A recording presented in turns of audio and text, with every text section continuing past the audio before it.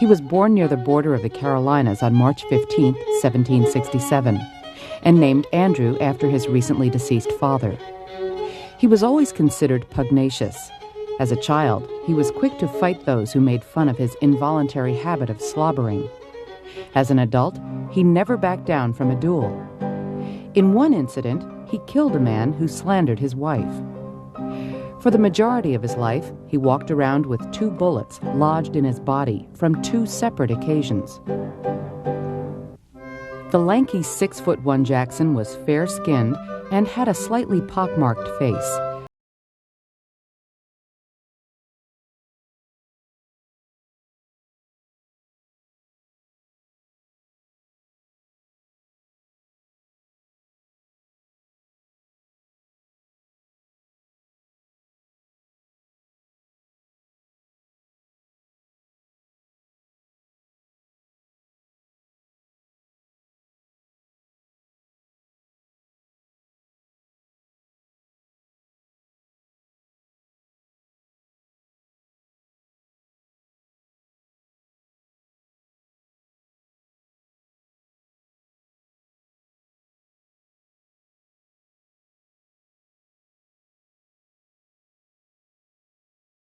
Had his detractors. Thomas Jefferson called him a dangerous man, and John Quincy Adams once said Jackson was a barbarian who could not write a sentence of grammar and hardly could spell his own name. Jackson's defenders, such as Aaron Burr, described him as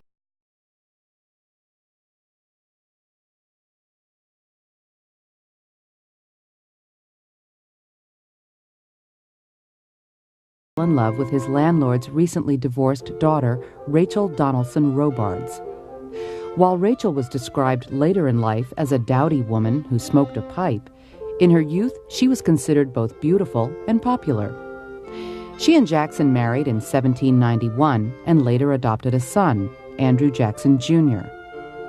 Shortly after their wedding, however, they learned that her divorce had not been finalized.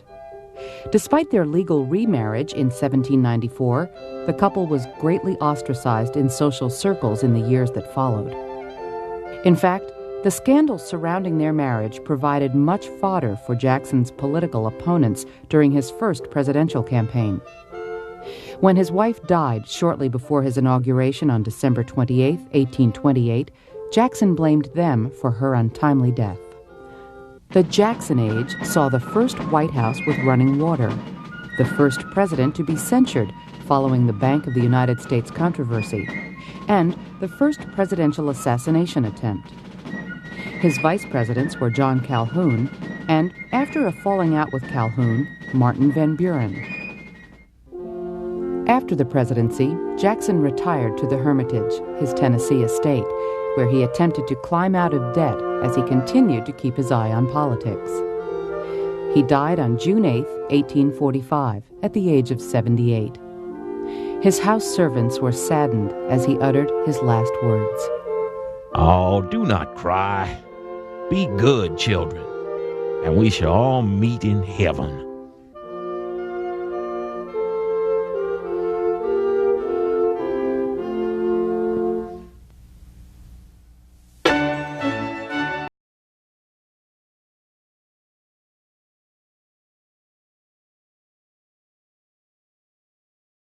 You are looking at a picture of the Hermitage, a 14-room home east of the city of Nashville, Tennessee, built by Andrew Jackson, our 7th president, and his wife Rachel, beginning in 1819. Andrew Jackson lived at the Hermitage for 26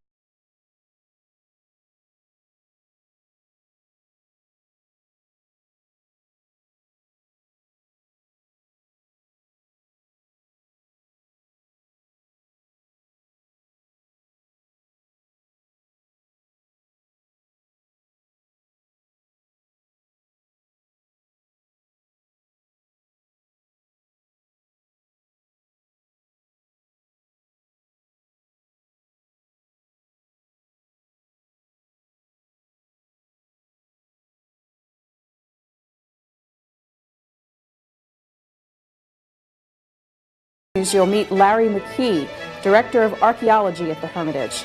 And finally, Andrew Jackson VI, a descendant of the president. And as we look at the picture of the Hermitage, Robert Remini, I'm going to ask you about the president's relationship with this house. Oh, he loved this house. This house was planned by Rachel and himself. She chose the spot. And it was very important to him that anything that Rachel had decided or wanted to do, that was the way it was going to be. When they were going to redesign the house after the fire in 1834, it was suggested that they move the house to a better position, and he absolutely refused. Rachel had decided it was to be here, and here it would stay. Where are we geographically, and why was this particular location chosen? He had purchased property. He was a businessman before he became a politician, and he had acquired property all over Tennessee and Mississippi as well. But this was the area that he loved the best. Was he a native of this part of the world? No, indeed. He was born in South Carolina, although that is quite controversial. He himself believed he was born in South Carolina.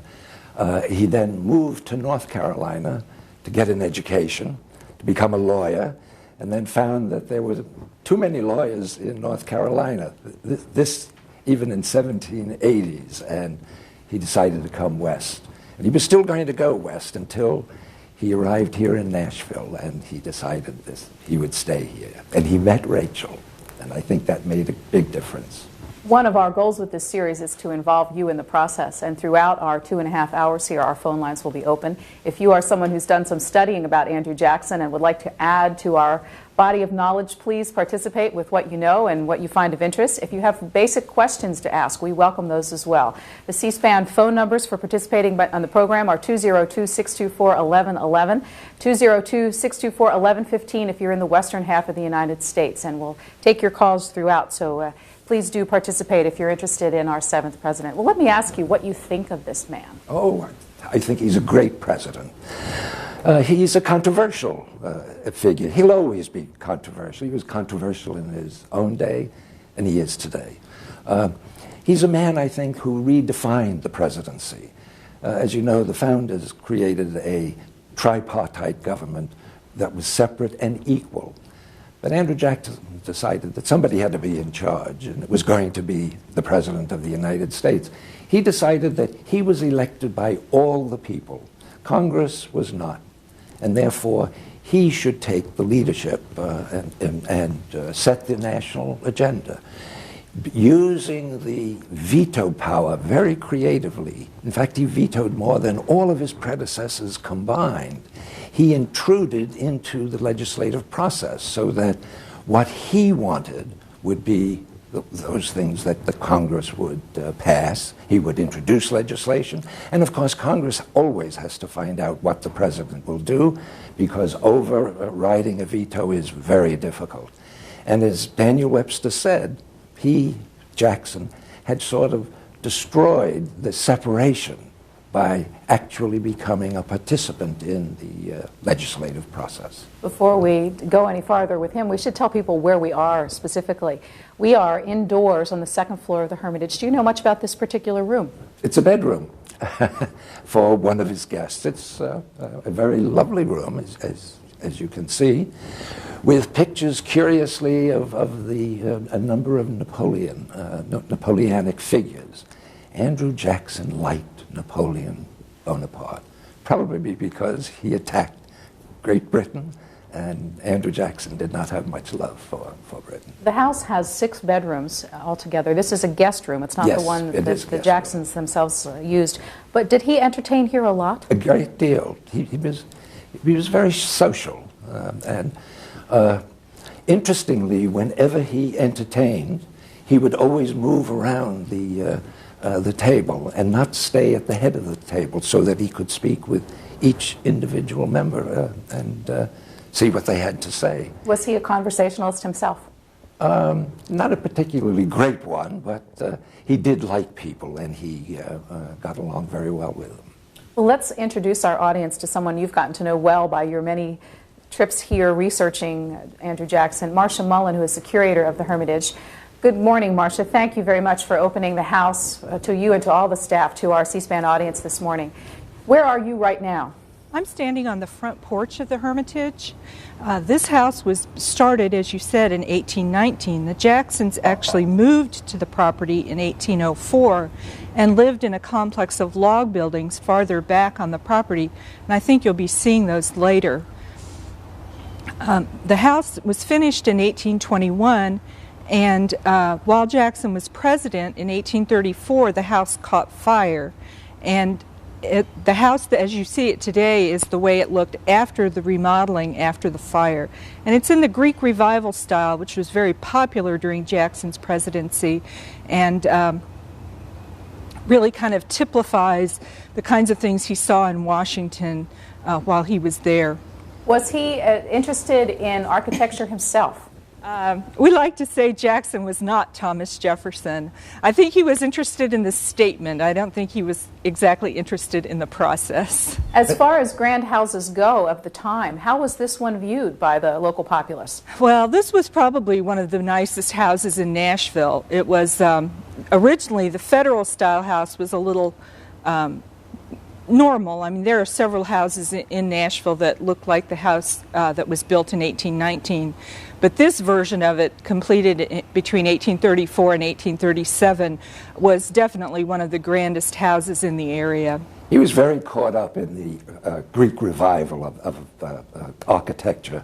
In fact, he liked it so well, it was in his administration that the north portico was added to the White House. The White House was a very nondescript-looking building, a large building, a mansion, but it was the portico that gave it style and distinctiveness.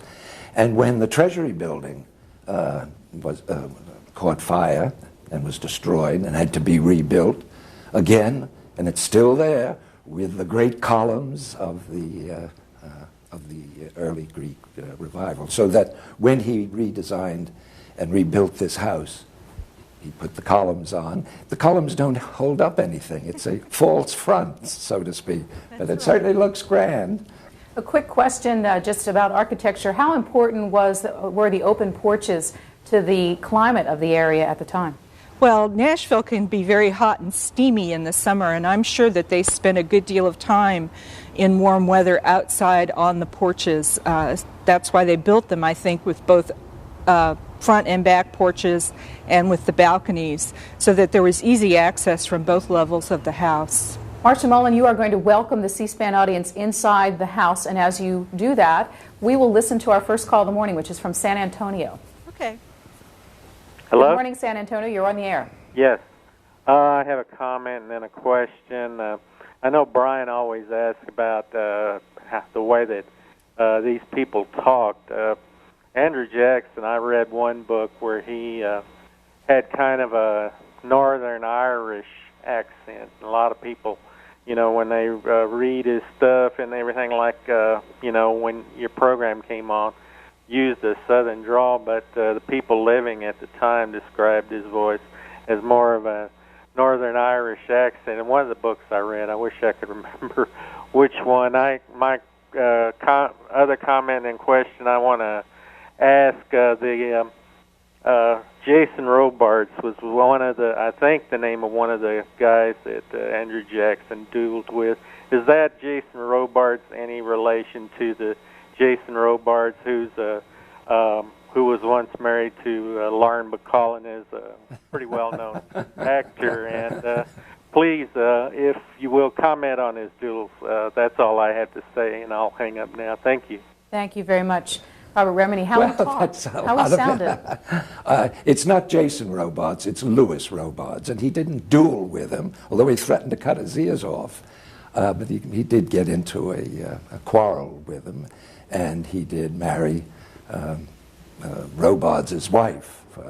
Whether the actor Jason Robards is related, I really don't know. I suspect so, but I don't know. The first question was how he sounded.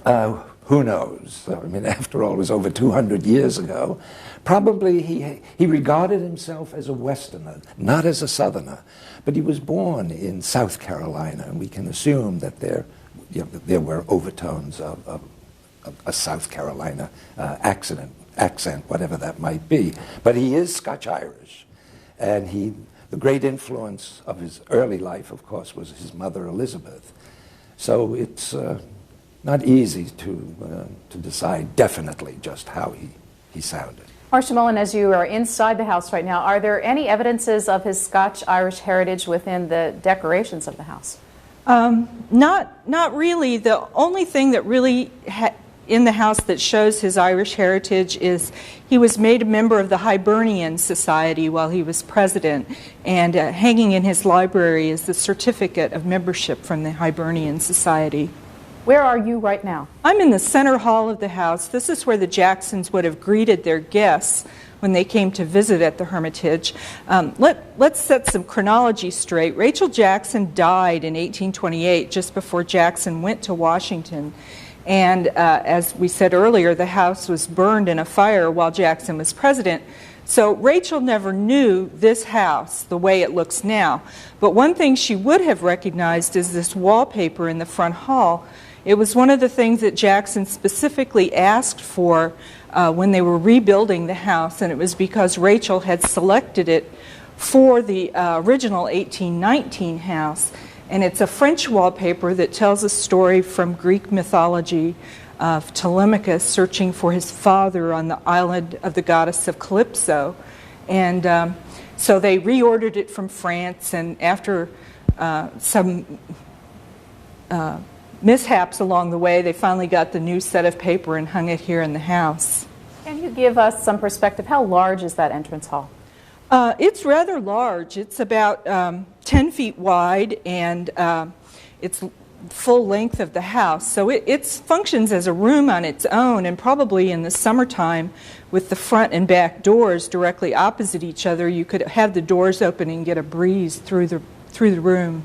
Mobile, Alabama, good morning. Welcome to our program. Hello, how are you this morning? Thanks for your call. What do you want to ask about Andrew Jackson? Before I do, I'd like to make a comment to you. The Irish and the Scotch people are one and the same. The Scotty tribe left Ireland because there was so much fighting between the different groups, and they moved to Alba, which later became known as Scotland. So they're one and the same people, and we're willing to fight about it. I would like to ask the gentleman to make a couple of comments on the duels that he had. He was quite a duel fighter. As a matter of fact, he traveled all over Alabama, Florida. He fought Indians in all of this area, and if it hadn't been for him, we probably wouldn't have had our freedom. He's the one that saved us with the Battle of New Orleans. And I'd just like him to make a couple of comments, if you would. Thank you. Well, thanks. That's actually two questions, one about his dueling and one about his military exploits. Actually, his dueling is sort of overstated. There are only 3 duels. One, when he was coming to Tennessee, and he got into a quarrel with a lawyer, and they went out to duel, but it was settled without anyone being hurt. The second one was a very serious duel with Charles Dickinson, in which he killed Dickinson and took a bullet in his chest, a bullet that stayed in his body for the rest of his life, lodged next to his heart. Periodically, it would hemorrhage. He thought he had tuberculosis, and it would prostrate him.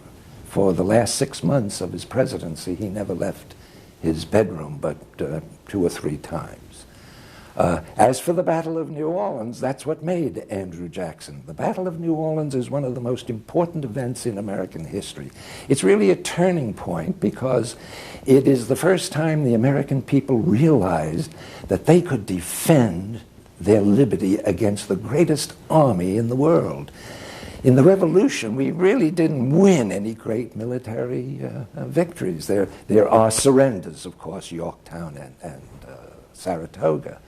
But here, the best army in the world, Wellington, the Duke of Wellington's heroes, they were called, came to invade New Orleans, and Andrew Jackson destroyed the army. He had 2,000 British soldiers killed, wounded, captured, and only a dozen Americans that casualties.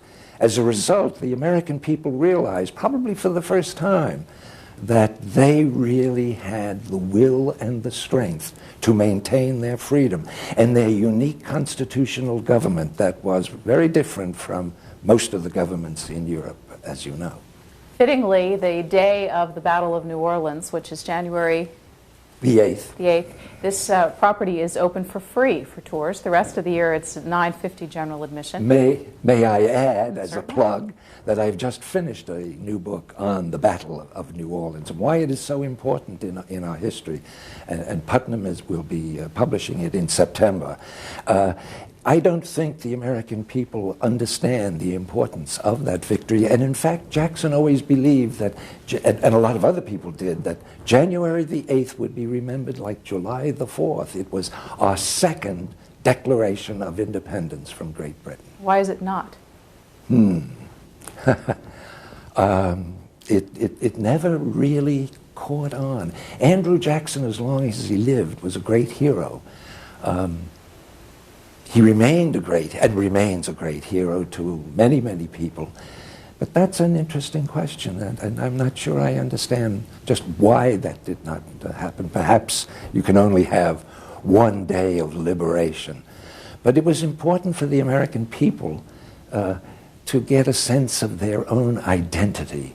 When you consider the presidents before Jackson, you're looking at men in silk stockings with ruffled cuffs. They were Englishmen, really. George Washington wouldn't be seen dead wearing anything that was made in the United States. They probably spoke like Englishmen. Look at Andrew Jackson in trousers. This is an American. And this was a statement that we were here to stay. And as Jackson himself said, if our experiment in democracy works, the days of the crowned heads of Europe are numbered. Marcia Mullen, tell our audience a little bit about what they will be able to see if they stay with us throughout our tour this morning.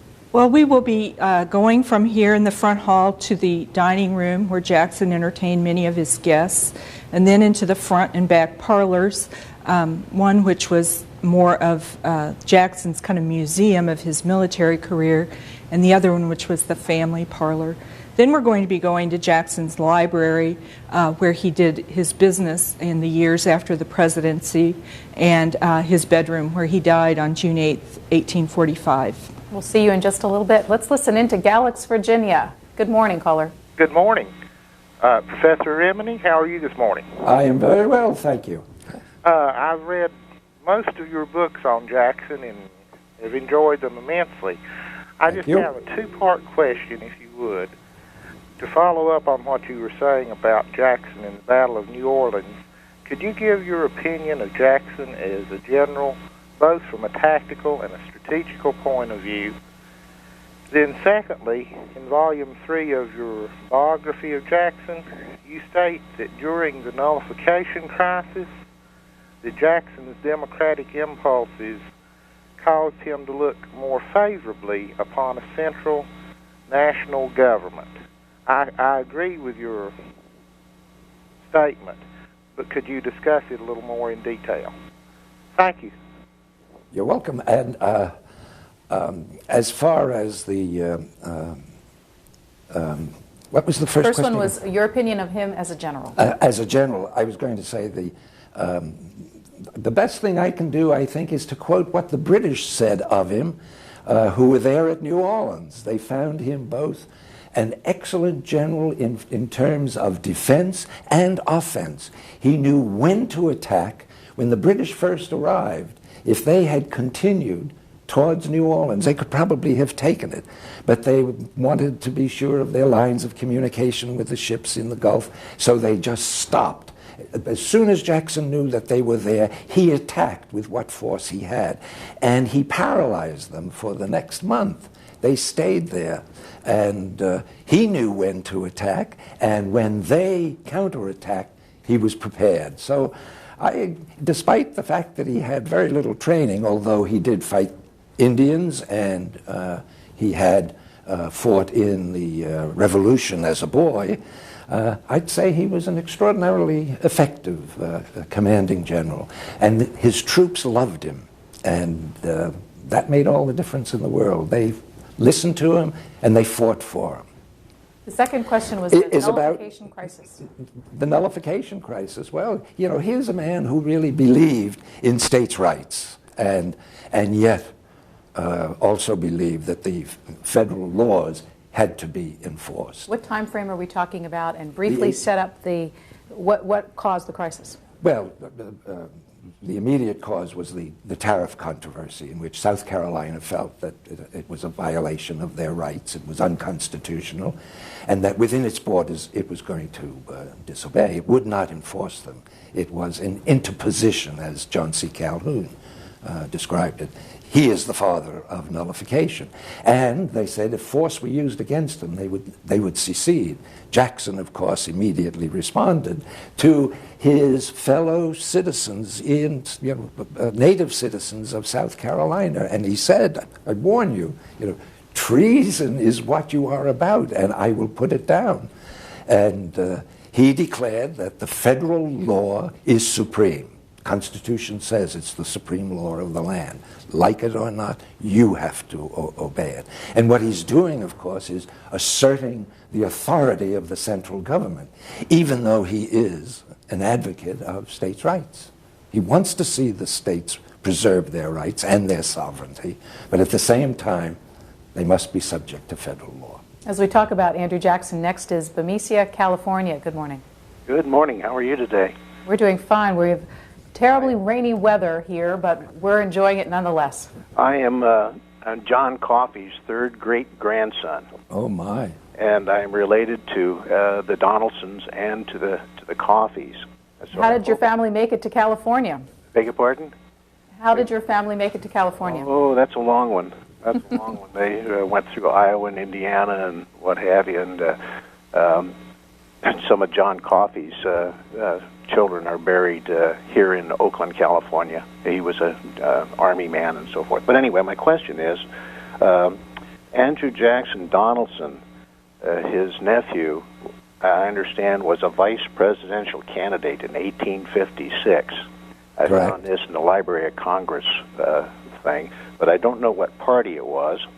The other thing is, would you comment, if you can, on Emily Donaldson, Emily Tennessee Donaldson, who is my third great-grand-aunt, that's 6 generations ago, and her 3 children that were born in the White House, which not many people know about.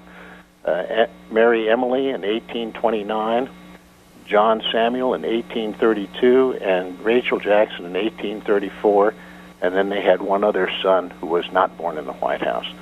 And then my last question is, would you comment on his Indian Removal Act of 1830, which is very, very, very, very important in history. Lots of books have been written about that. And I've got your 3 volumes, and I just love it. I'm going to pass these on to my children. I'm 67 years old, so and I'm no youngster. But anyway, I just love your series. Thank you so much.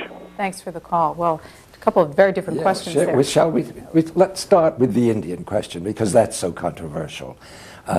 Andrew Jackson believed that the Indians had to be removed. The idea comes from Thomas Jefferson, not from Andrew Jackson. And he believed it for 2 very important reasons. One, national security. They were a danger to this country where they were located. That is, the 5 civilized tribes along the Gulf. And indeed, when the British invaded in 1814, they tried to stir up Indian warfare. But fortunately, Jackson had just defeated the Creeks, the Creek Nation, and the other tribes decided it was not in their interest to help the British. But suppose the Creek War had been synchronized with the invasion. Who knows what might have happened? And Jackson felt that they would always be used by foreign powers if they wanted to invade. So they had to be taken out of harm's way. The second reason was that, and I think he was right, he was sure they would be exterminated sooner or later if they stayed where they were. White men wanted that territory, and they were going to take it. And what would happen to them is what happened to many of the eastern and northern tribes. They sort of disappeared. And he warned the tribes that if they stayed, they were facing annihilation, and they had to remove. It was to be done properly and humanely, but that's not the way it happened. Unfortunately, and it was barbaric what happened to the Indians. It's one of the great stains on our honor and on our history. And I might say, and I'm taking too much time, but it is a controversial question, the Trail of Tears did not happen in Andrew Jackson's administration. It occurred in 1838 during the administration of Martin Van Buren. And thirdly, he never said, John Marshall has made his decision, now let him enforce it. For the simple reason there was nothing for him to enforce. John Marshall's decision ordered the Superior Court of Georgia to reverse itself. That's all. There was nothing that the president had to do. It is unfortunate, but the removal of the Indians was one of the things that I think helped in the survival of those great tribes. We do have today Cherokees, Chickasaws, Choctaws, Seminoles, and others as a result. Emily Dickens. Emily How about Dickinson. if we come back to the Donaldson family in a little bit, because we have a caller. That's what I was going to. We have a caller that's been waiting for a while from Bethpage, Tennessee. Good morning, caller. Good morning. First of all, I'd like to comment. I live about 30 minutes away from the Hermitage, and just wanted to make the comment that even though your show's great, television just doesn't do the justice to the Hermitage. It's a beautiful plantation, and I would suggest anyone who has a chance to visit it, please go there. My next comment is, I was wondering if the gentleman could comment on, at the time of Jackson's death, what kind of financial situation was he in? Was he a wealthy landowner? Was he, you can kind of see where I'm going with this, because a lot of the presidents, some of them are wealthy, some of them are not. Unfortunately, because of his son, he had acquired considerable debts. They were really the debts of his son. And he was given several $1,000s by his editor, the editor of the Washington Globe. He was really land poor in a way. He had a large estate. He owned property here in Tennessee, as you know, and also in Mississippi. But he did not, he had debts, not of his own making. He was always very careful to stay out of debt because of an early and very serious incident in which he almost landed in debtor's prison.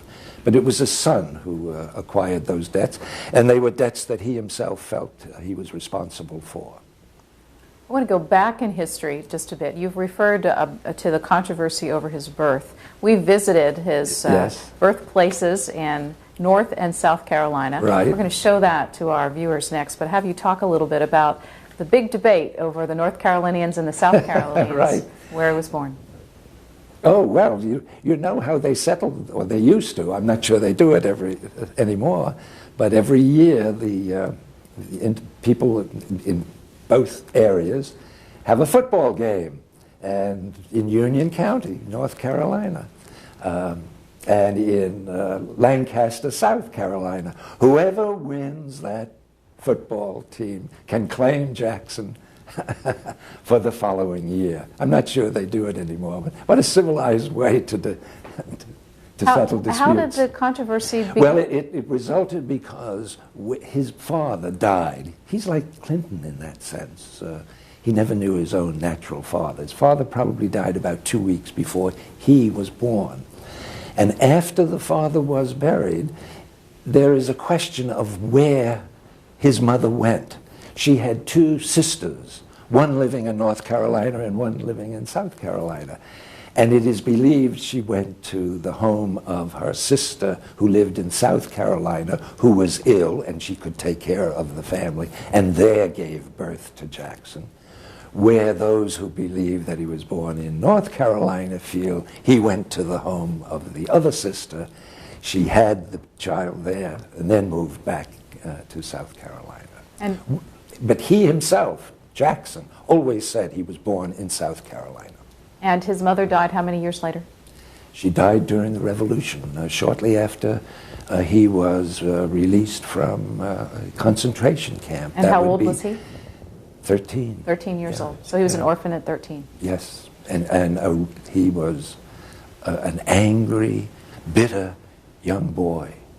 It's amazing to what heights he did rise to, considering the blows he took as a child. He was scarred by the British, you know, when he refused to shine this officer's boots, this in the Revolution. The officer took his sword and aimed it at him, and of course Jackson put up his hand, caught the sword on his wrist and his forehead, and the marks remained for the remainder of his life. And that happened to him when he was about 12 or 13 years old? Yes. He's also, by the way, the first president assaulted with intent to kill. And this man came in the rotunda of the Capitol with 2 pistols, fired them in the rotunda. You can imagine the explosion. But instead of backing away, which would be a natural thing to do, Jackson came at him with his cane to strike him. And of course, other bystanders grabbed the individual, who was later declared to be insane. But it's the first time there was an attempt on the president's life. So violence really accompanied him throughout all through his life. Centerville, Massachusetts, as we talk about Andrew Jackson. Good morning to you. C-SPAN, you're doing your usual great job. Professor, I agree with you.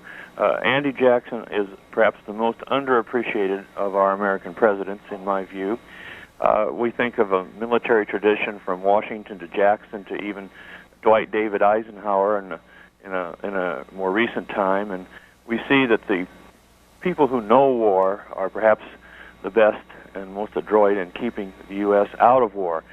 My specific question to you this morning would be concerning the area of Andy Jackson's religious beliefs. Did he follow in the tradition of, say, a Jefferson along the path of deism and natural religion? Could you discuss that? No, he was a committed Presbyterian. His mother was a Presbyterian who wanted him to become a minister, but she decided early on, the way he talked and the way he acted, he was not headed for the ministry. And his wife, Rachel, was a very devout woman. In fact, he built a chapel, a church, here on the property, and they still use it for Presbyterian services. And towards the end of his life, he was admitted to the church in a very formal way. And at his death, he confessed his sins and announced his belief in the Presbyterian Creed and died of what is described as a very Christian death. Let me tell you a little bit more about Robert Remini, our guest this morning. He is the author of 18 books. He has written, as some of our guests have mentioned this morning, a 3-volume biography of Andrew Jackson, which is just being published again by Johns Hopkins. Yes, in paperback. And it also has been edited down, is that fair to say, into a 1-volume Life of Andrew Jackson. This is what it looks like here, which you can purchase at any bookstore around the country. In addition, he's done biographies of Henry Clay and Daniel Webster, and we just heard about his latest book on the Battle of New Orleans. His Ph.D. is from Columbia in 1951, and he is now Professor of History Emeritus at the University of Illinois, Chicago, and we are delighted to have him with us this morning. Marcia Mullen is now in the dining room where the Jacksons entertained. We'll learn more. Go ahead, Marcia, tell us about where you are. This is the dining room. This wing was added to the house in 1831 while Jackson was president. And we believe that's because he realized that the presidency and the post-presidential years, he would have lots of company and he would need a large dining room. And this is a very large room. The table is interesting because it comes apart in 3 parts and could be pushed to the walls to allow the room to be used for dancing. On the table are some of the Jacksons' own glassware and silver and china. And the silver pieces, the serving dishes right here on the corners of the table, are very interesting. Susan Decatur, who was the widow of Commodore Stephen Decatur, lived across the square from the White House. And Commodore Decatur had died and left Mrs. Decatur in rather reduced circumstances. And while Jackson was president, she wrote a note to him and asked him if he would buy some things from her so that she could get a little more money to pay off some debts. And these 8 silver serving dishes with the stag's heads are part of the set of dishes and silver that he bought from Mrs. Decatur.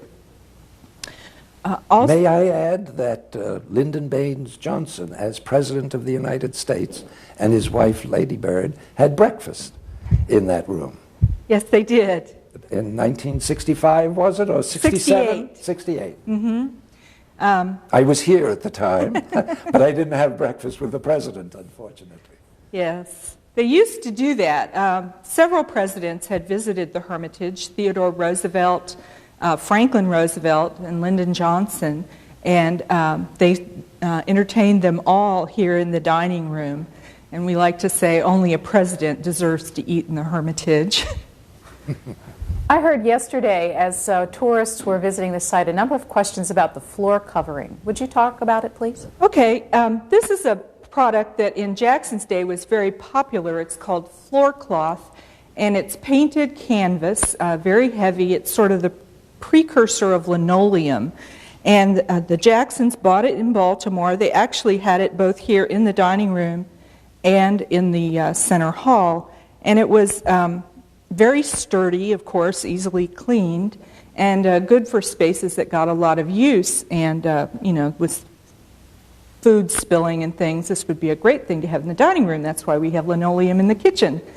It was a very modern and up-to-date product at that time, and our visitors do look at it and say, oh my gosh, they have linoleum in their dining room. But it was the very height of practicality and modern design at that time. He also had it in the White House. Yes, he did. We're going to take a call from San Diego. When we come back, I'd like to have you talk specifically about the portrait of Andrew Jackson that is in the dining room, sure, but more generally about why there are so many portraits of Andrew Jackson in existence. Okay. San Diego, go ahead, please. Hi, last night I watched a historical drama made in 1958 starring Charlton Heston as Jackson and Yul Brynner as Pirate Jean Lafitte in 1812. I'm interested in more in how Jackson got to know Pierre Lafitte, or John Lafitte, and also it seems like I've heard that the tune Hail to the Chief was first played for a president during his presidency, coming from a poem in an Irish or Scottish tune, and previously for presidents from Washington forward until Jackson, it was Hail Columbia that is played for vice presidents today. But if you could comment on those two things. Well, which one was the first again? The first was on Jean Lafitte. Oh, yes, yes. I've seen that movie a long, long time ago. I thought Charlton Heston really looked like Jackson, and he behaved and conducted himself, I think, in a very Jacksonian manner. Jean Lafitte was a pirate, and he was an outlaw. The governor wanted to capture him and made every attempt at it, but when the British arrived in the Gulf and were ready to invade, Jean Lafitte offered Jackson not only guns and ammunition, but his own men who were expert gunners. And Jackson needed all the help that he could get. And despite the fact that there was a price on Jean Lafitte's head, they got the local federal judge to suspend the action, and Lafitte fought very bravely. He was a very important man at the Battle of New Orleans. You know the answer to Hail to the Chief? No, it was my impression that Hail to the Chief was first played in James Knox Polk's administration, but I'm not certain of it. However, Hail Columbia pretty much was our national anthem until the Star-Spangled Banner was, replaced it. Marcia Mullen in the Hermitage dining room. We have learned a little about what he might have sounded like, but we haven't really talked about what Andrew Jackson looked like. Could you describe him? Well, he was tall. He was about 6 feet 1 inch tall, but he was very thin, probably as a result of the poor health he had after his various wounds and some illnesses that he had. So our understanding is that he was very thin and weighed only about 140 pounds. The portrait that we're looking at in here was painted by his friend, the artist Ralph E. W. Earl. Earl came to Tennessee in 1817. He was going to paint a big panoramic picture of the Battle of New Orleans, and of course he needed to do some studies of Jackson for that. And he ended up staying in Nashville, and then after Rachel died, and the Jacksons, when Jackson went to the White House, he asked his friend Ralph Earl to come and stay in the White House with him as a companion. And Earl was considered kind of the official painter of Jackson, or sometimes they called him the king's painter, because some people referred to Jackson as King Andrew. This particular portrait was painted while Jackson was president, but he's painted in military uniform because Jackson kind of preferred to think of himself as General Jackson.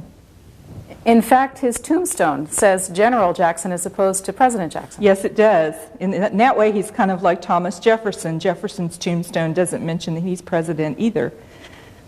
And you did ask, excuse me, Marcia. Sure. I wanted to interject. You asked about why there are so many, because he did have his official painter living in the house with him.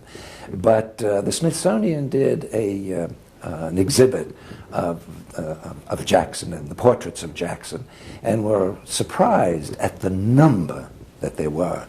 And I think it indicates that he had a very great sense of how important it was for the American people to have a visual sense of the president and this man, this hero that they loved, who had really helped in winning their independence a second time. And so the country was constantly inundated with all kinds of lithographs and paintings and busts, and I'm sure he encouraged it. He had that political sense. Well, I think just about every artist active at that time wanted to do a portrait of him. It seems like he was always sitting for one portrait or another. In fact, when we get to his bedroom, we'll see the last portrait that was ever painted of him. He had a very busy career, and we are going to go through some of the steps that he took as our conversation continues. We're going to listen to a call from Las Vegas and then look at some of the early public offices he held. Go ahead, Las Vegas. Hello. This is Patricia Woods. I teach American history at the community college here. And my question for Professor Rimini is, or my comment actually, is that the Battle of New Orleans was actually fought after the Treaty of Ghent was signed, ending the war. The Treaty of Ghent, of course, being signed December 24th, 1814, and the battle being fought January 8th, 1815. So it really, since it was a victory for us, it still didn't determine the end of the war as far as the treaty was concerned. But what would have happened if, since the treaty had been signed, if the British had won? I hate to tell you, but the treaty had been signed. It hadn't been ratified. It was not ratified by the British or by the Americans. Had the victory gone the other way, had the British won, they would have torn up the treaty. And not until the Prince Regent signed that treaty, he was acting in the name of his father, who was incapacitated. That was still George III, believe it or not. And until the Senate ratified the treaty, and that didn't come until February, a month and a half, really, after the Battle of New Orleans, the war was not officially over, and it could have been continued. Probably would have been. The British armies, the general had instructions to take a huge piece of the southwestern area as it was going to be a buffer zone for the Indians, perhaps. but a way to block the further expansion of the United States. It would have been a disaster. Let's return to some of those details of his public career. In addition to his military career, he had service in the U.S. House from 1796 to 1797, the U.S. Senate for 1790. By the way, he's the first representative from Tennessee, if I might add, after it was admitted in 1796. Then immediately onto the Senate, and from there to serving as Justice of the Tennessee Superior Court. Why was his term of service in the Senate so short? He hated it. He wasn't very good at it. Thomas Jefferson got a very bad reputation, a very bad feeling about him. He wasn't interested. It was the worst thing that he could have done. And he paid no attention and finally just gave it up. He left, just walked away. Walked away from it. And that never harmed him in the future when he sought office. What was it about him that led him to a public life? Ambition, I think. He was a man who, he had nothing, and he was determined to make something of his life. I think, I try to tell students all the time, it should be important, that you're on this planet, that you make some kind of contribution. And I think he knew that it would be the political road. He knew that law would take him just so far. He stopped being a lawyer early on and became a politician and a general. And it's the fact that he was a great conquering general that he had his later career. We continued with his history, and he went back to the Senate. If he hated it so much, why a second? He's being prepared for the presidency, even though he claims, I'm not fit to be president. Well, in that sense, it's true. He had none of the credentials of the early presidents. Think of Washington, John Adams, Thomas Jefferson, James Madison, James Monroe, John Quincy Adams. These are men with tremendous records of public service. All this man did was kill people, Indians and British and Spanish. The American people loved it. They loved what he had done for them, and they were going to reward him. And so his friends, including I think General Coffee, who was a great general, by the way, decided that it was the presidency that they would aim for. And in order to do that, they felt he should be reintroduced to the national scene and arrive as a senator. And when he came in as a United States senator in the 1820s, he said everybody thought that he was a wild Westerner. They expected him to have a tomahawk in one hand and a scalping knife in the other. And yet here he was, the most fashionable, the most distinguished looking, and the most elegant man they could have imagined. Mrs. Daniel Webster said, of all the presidential candidates in 1824, Andrew Jackson was the most presidential looking. We're talking about Andrew Jackson, our 7th president, who served how many terms? 2. From 1828 to 36. How many times did he try for the presidency before he was Well, he tried in 1824, and he won the majority vote and I should say plurality, and a plurality of electoral votes, but he did not win the majority, and so he was not elected, and the election then went to the House of Representatives, and they decided, they elected John Quincy Adams by 1 vote. We are on location at the Hermitage, Andrew Jackson's home, just east of the city of Nashville, Tennessee. We're here for 2.5 hours this morning, and we have a number of guests, and we're taking your telephone calls. And we're going to listen to a call next from Houston, Texas. Hello. Houston, you're on the air. Oh, I'm enjoying this tremendously. I'm a member of the Heritage Society here in Houston, and we have a home. It's called the Callum Noble Home. And it looks a lot like this Hermitage. But the question I wanted to ask was, can you discuss a little bit of his relationship with our Sam Houston, who was our great leader at one time? Sam With Houston. who? Sam Houston. Oh, with Sam Houston. Sam Houston was his protege. Sam Houston tried to get back here to the Hermitage in time to see him before Jackson died, and brought his son. Unfortunately, Jackson died I think the day before. And Houston said to his son, "Look on this man and always remember that you saw Andrew Jackson." He was really Jackson's protege, and they got along very well. They thought alike. When he became the president of Texas, when Texas won its independence, of course, they wanted Texas to be admitted immediately to the Union. Jackson was president, but he realized that it would cause such political problems with slavery and abolition and such that it could not be done at that time. We're about 1 hour into our 2.5-hour look at the life of Andrew Jackson. Let's tell you a little bit more about what you can expect as our program continues for the next 90 minutes. We have a number of guests here from the Hermitage, and among them are the introduction to plantation life, and you'll be meeting Larry McKee, who is an archaeologist here on the site, and we'll learn more about the science of archaeology and some of the digs that are going on and what they're learning about the life and times of the plantation. And as our program continues, you'll also meet Andrew Jackson VI, who is one of the president's descendants.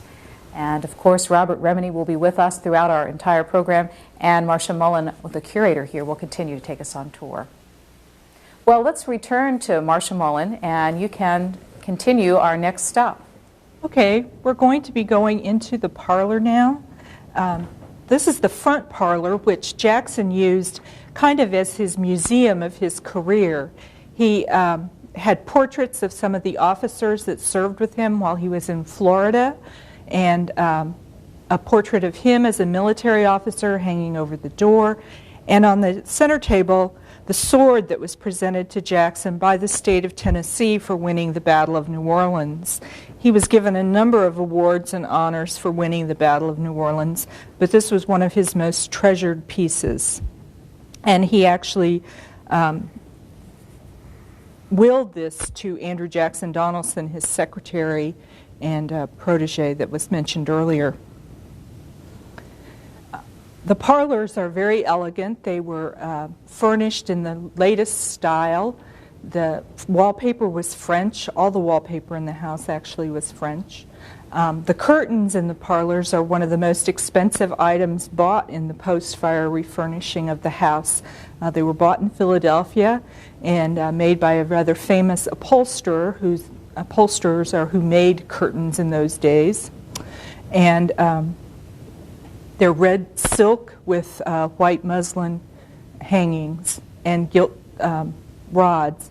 The Hermitage is a really elegant house, and I think some of our visitors, as Dr. Remini was alluding, think that Jackson was kind of a wild Westerner and would have lived in a pretty primitive place, and they're kind of surprised to get here and see how elegant the house is. And some of that is Jackson's desire to have a nice home. Some of it was his daughter-in-law, who was from Philadelphia, and I think was largely responsible for the refurnishing of the house. How long have you been at the Hermitage? For 12 years. And what's the role of curator? Well, I'm in charge of taking care of all the objects in the house. When we did our restoration, which we completed a couple of years ago, I was one of the people who worked with the various contractors and vendors to do the painting, the wallpaper reproductions, all the conservation of the furniture and the paintings and the wallpaper. So I'm basically in charge of the objects here. Do you have a single favorite piece? Actually, one of my favorite pieces is the portrait of Sarah Jackson that hangs in her bedroom. Sarah Jackson was Jackson's daughter-in-law, and it's a really lovely portrait. In here, I'd say one of my favorite pieces in this room is the clock and the candlesticks on the mantelpiece. They're just very interesting. They're kind of Chinese, and I think that's kind of an unexpected touch as well. If you'll stay there, we're going to take a call, and we have to spend a few minutes on the relationship between Andrew Jackson and Rachel, because it framed much of his life, and we haven't really explained that. Clausen, Michigan. Good morning. Good morning, C-SPAN. You deservedly have the right to have every award that TV has to offer. I just had a couple remarks for your host's comments there, or your gentleman there, Dr. Ramini. A gentleman that resembles Andrew Jackson awful lot, Patrick Buchanan, in his book, The Great Betrayal, mentions how George Washington not only fancied his outfit with American-made clothing at his inauguration, but he often promoted the Americans of his time to purchase American clothing.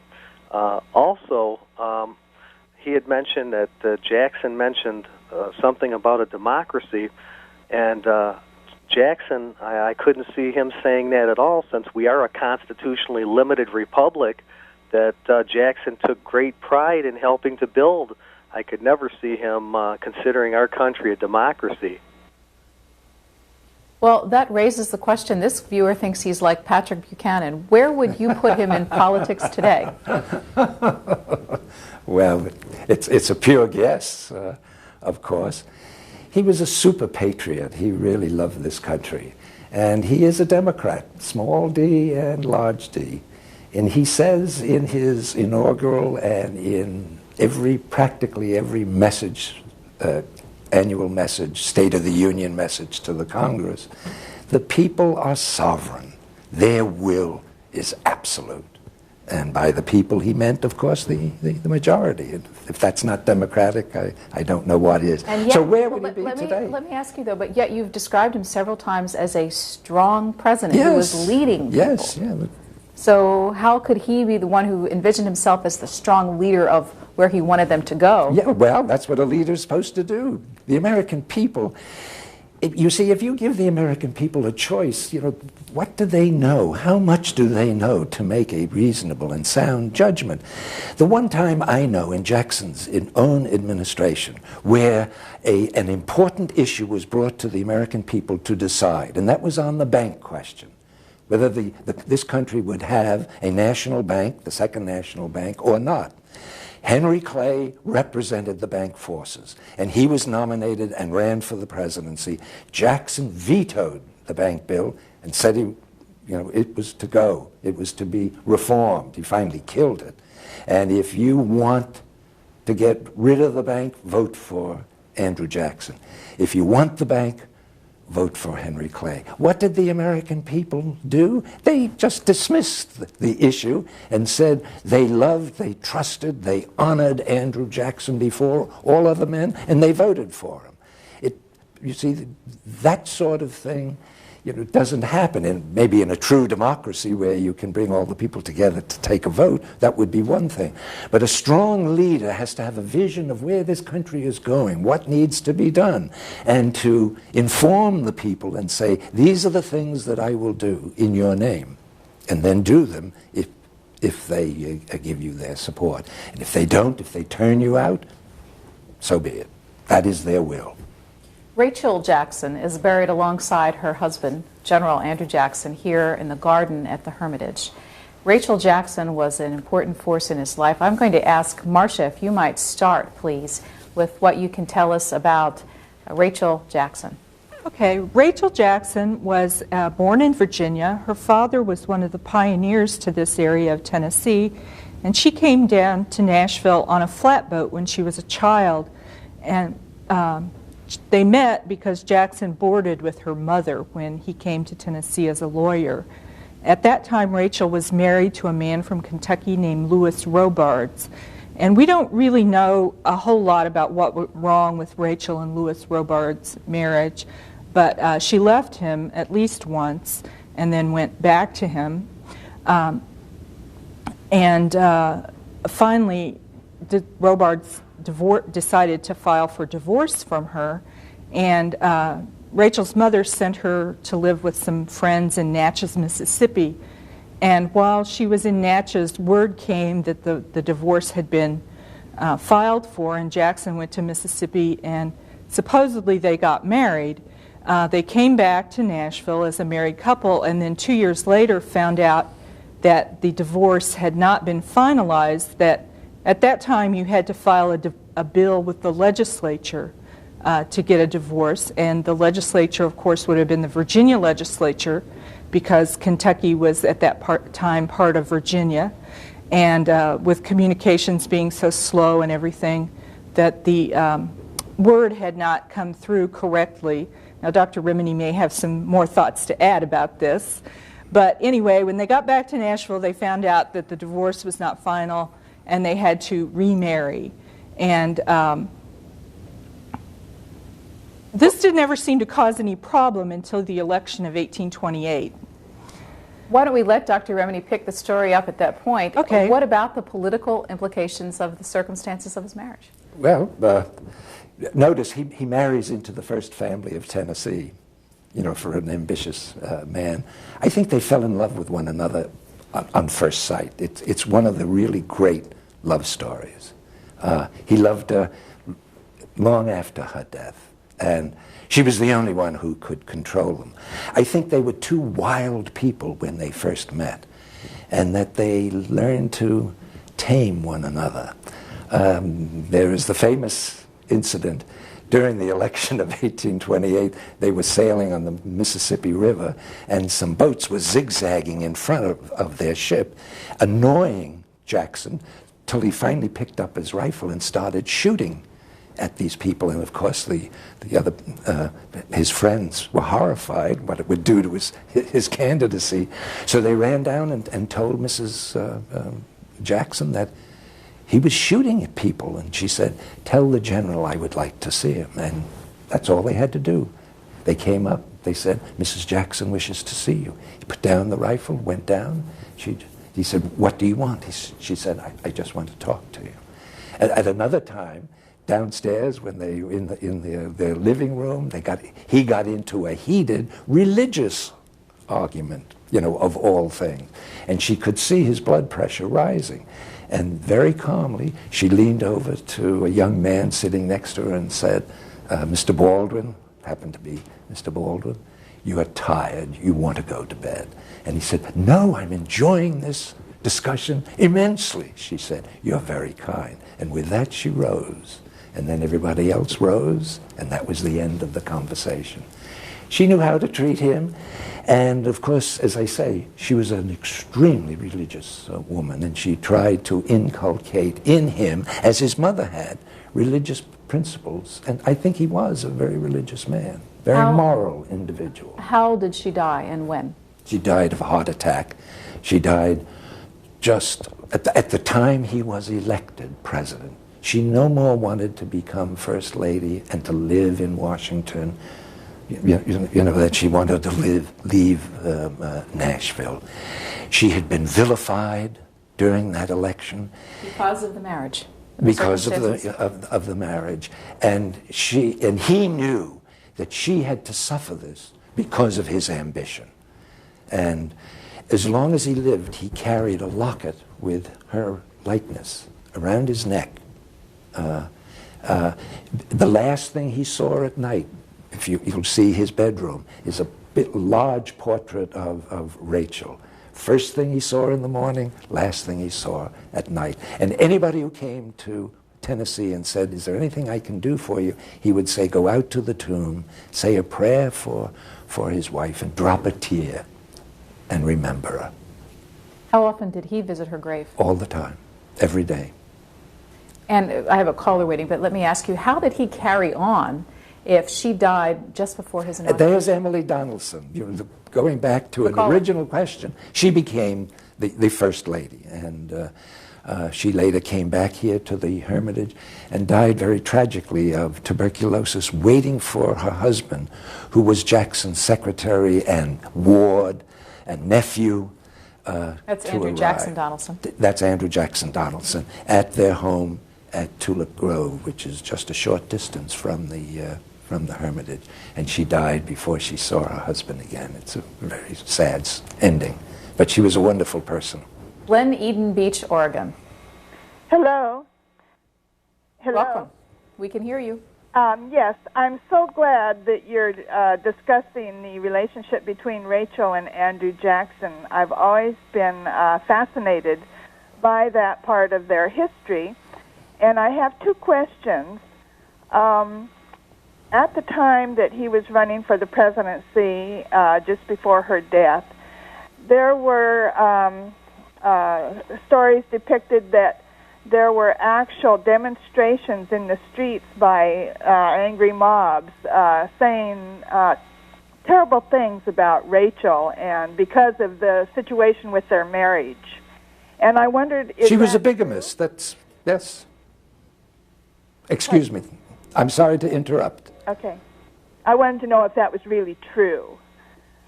Well, I'm not sure about mobs in the streets. I don't recall any information about that. But there were many editorials, newspaper accounts of the marriage in which they accused her of being an adulteress, a bigamist, and technically she was. And Jackson was her paramour lover. And is this what we want in the White House? They were awfully afraid that this man is so different from his predecessors. They were sure, especially since he was a military man, that he might turn out to be the man on horseback and set up a military dictatorship. And yet no one really had more feelings for the American people and their rights than Andrew Jackson. Marcia Mullen, we'll return to you in the parlor. Maybe you can spend a little time talking about how this House was run during the years that Andrew Jackson was in Washington as president, and second, how he lived in it when he returned to the Hermitage after the White House. Okay. Andrew Jackson and Rachel never had any children of their own, but in 1804 they adopted another of Rachel's nephews and named him Andrew Jackson Jr. And Andrew Jackson Jr. and his wife Sarah, who was a Philadelphia woman who he married while Jackson was president, stayed here at the Hermitage for the most part during Jackson's presidency and ran the plantation for Jackson.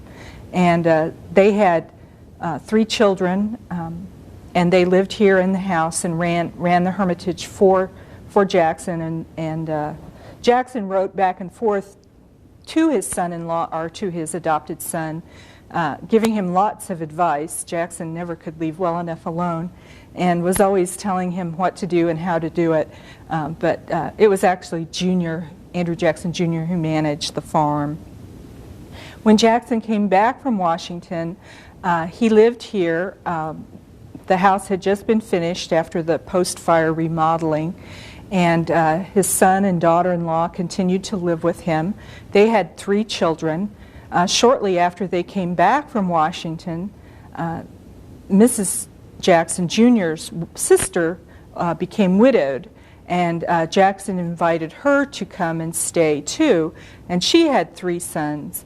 So in the years that Jackson was very elderly and retired and probably not in the best of health, he was living here with his son, his daughter-in-law's sister, and 6 children, 5 of them boys under the age of 15. So it was a pretty lively household, lots of company.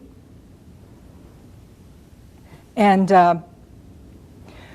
they lived here in this house as you see it today. And it's interesting, because the Jackson family continued to live here until 1893, most of the furnishings that we have here in the house actually belong to the Jacksons. Almost everything that you'll see today on the tour was actually Jackson family property and furnishings. And what period are the furnishings? The majority of them are from that 1835 to 37 time period, because they had to buy a lot of new things, of course, after the fire. There were a few things that were saved from the fire, particularly paintings and small items that were easily transported, and a lot of the silver and things like that. It seems like they were able to get most of the things out of the house on the first floor, but that the bedrooms upstairs were very heavily damaged. And the furniture style of the period is known as? Well, they kind of changed it. Now they call it American Classical, but it's what used to be called Empire. And you are on the first floor of the Hermitage. We said at the outset that there are 14 rooms in this home. We, Dr. Remini and I, are on the second floor in a guest bedroom, which has been called the Bird Room over the years. And why does it have that name? Well, we call it the Bird Room just as a reference point. It doesn't really have a name. It was a guest room. If you look around the room, you can see that the furnishings in that room are very fine. There are birds on the wallpaper. And there are birds in the wallpaper. The wallpaper was described on the original invoice as being Chinese, which was, very high style in those days. The bed was the most expensive of the 8 beds that they bought for the post-fire remodeling. The other pieces of furniture are very good. And that was highly traditional in that time, that you would furnish the guest bedroom probably even better than your own bedroom, because you wanted to impress your guests and also to make them feel especially welcome. We are hoping that teachers will use what we're doing in the classroom. We heard from a few teachers already this morning. We have an entire teacher's kit available and a very extensive website. If you are a classroom teacher and would like to learn more about the materials, not just of Andrew Jackson, but of our entire 41-week series looking at the life stories of the American presidents, there are 2 ways. You can find us at cspan.org on the internet /classroom, or you can telephone the old-fashioned way, 202-626-4858. 202-626-4858. That number is for classroom teachers, and we'll tell you more about the materials we have available. Marcia, while we're talking about websites, the Hermitage has a very extensive website itself for people who can't get here, and we hope people can. But you can go on a room-by-room tour on your website. How do people find it? Our website address is thehermitage, all one word run together, .com, C-O-M.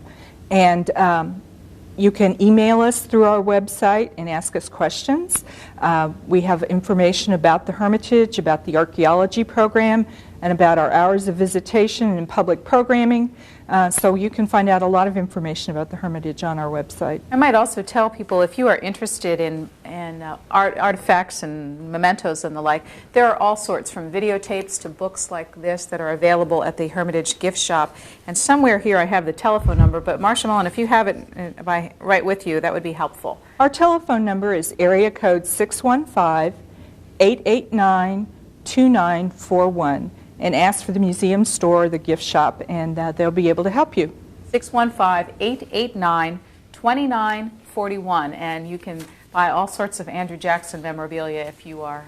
And books. And books. That's important. We have to talk about those books. Are your books here yes, as well? I hope so. And you can also find those at your local bookstore, Dr. Revenue's books on Andrew Jackson. Louisville, Kentucky, good morning. Welcome to our conversation.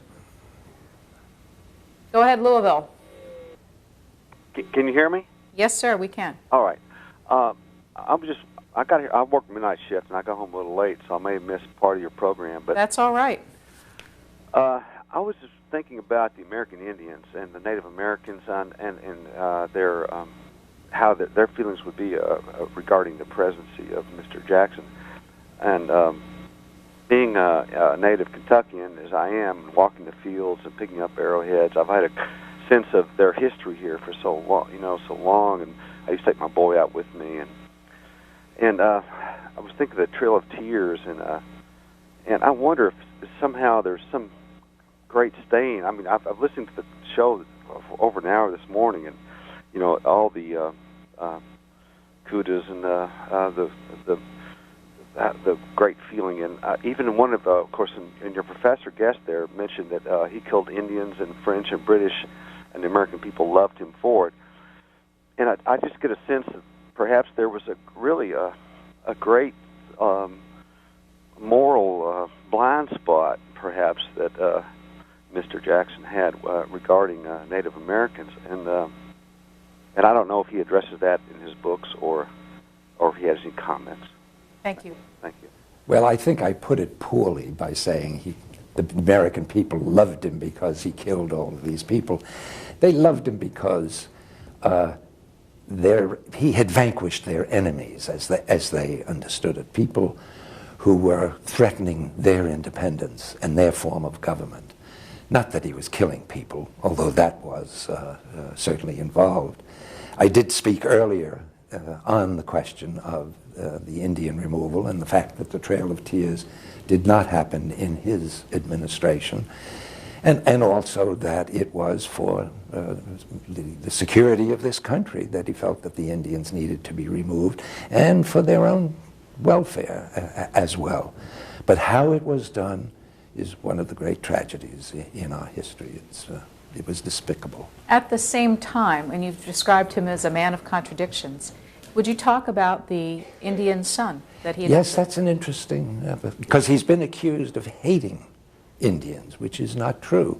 In the Creek War, at the end of one of the battles, an Indian brought this child, living child, months old, and said to Jackson, "You have killed his mother and father and all his relatives.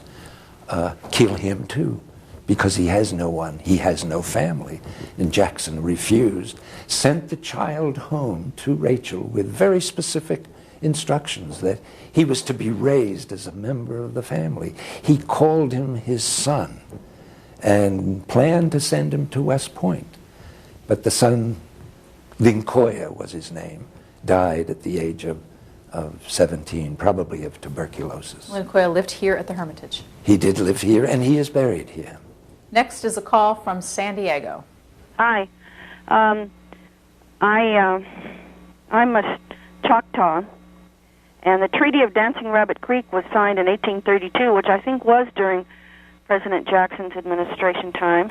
Correct. And that was the first removal, which was us, the Choctaws. Many people think about the Trail of Tears as just being the Cherokee, but it was us before. And can you tell us what your view of Andrew Jackson is based on your heritage?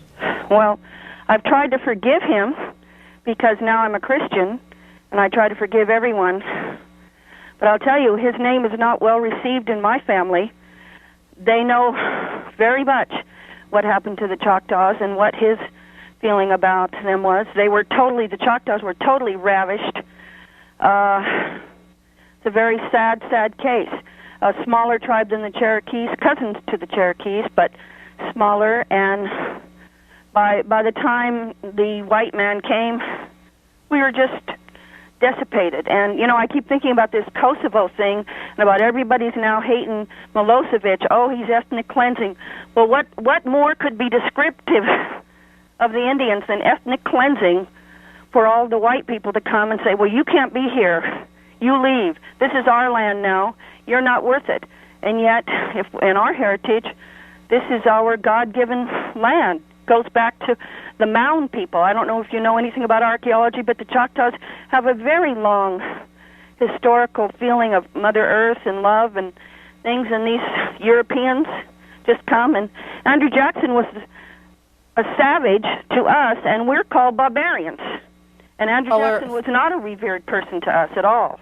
Thank you very much. Appreciate having your perspective. I'm glad you called in this morning. And you would say to her. I'd like to comment. She's quite correct what happened to the Choctaws.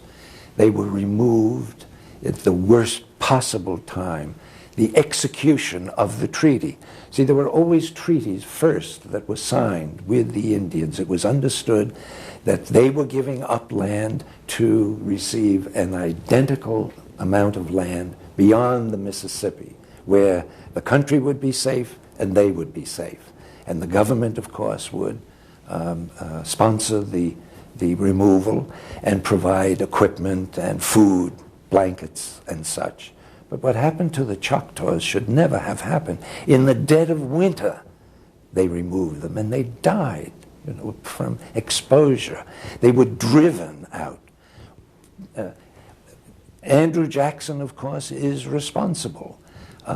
But it is in the execution of these laws, in the execution of the removal, that the horrors took place, because you have people who cheat the Indians, who steal from the Indians, who want what the Indians have no regard for them at all. And of course, what the lady says, that happened to the Choctaws, you know, is a great tragedy. And we do think of the Cherokees with the Trail of Tears, but every one of those tribes, Choctaw, Chickasaw, Creek, Seminoles, Cherokees, all of them suffered in the removal process. Now we'll introduce you to another person who has spent many years studying this place and the life here. His name is Larry McKee, and he is an archaeologist at the Hermitage. He is outside on a day full of April showers to tell us a bit more about plantation life and the continuing studies here. Mr. McKee, good morning. Good morning, Susan. Thank you for having me today. Where are you exactly right now? I am standing outside of a log slave dwelling that's located about 175 feet from the back porch of the Hermitage Mansion, where you folks have been all morning. And can you tell us a bit about what it typifies? Who lived there? Well, Andrew Jackson was the second largest slaveholder in Davidson County, with over 130 slaves at the height of the plantation in the 1830s and 1840s. And this is one of maybe 15 slave dwellings on the property. This is the only one that's still standing and still interpreted to the public as a slave dwelling. And it's a log building, 40 feet long, 20 feet wide. Chimneys in the middle, one chimney in the middle in this building, and this was split into a duplex, one slave family and one slave family in the other half. How many people would have lived there at the time?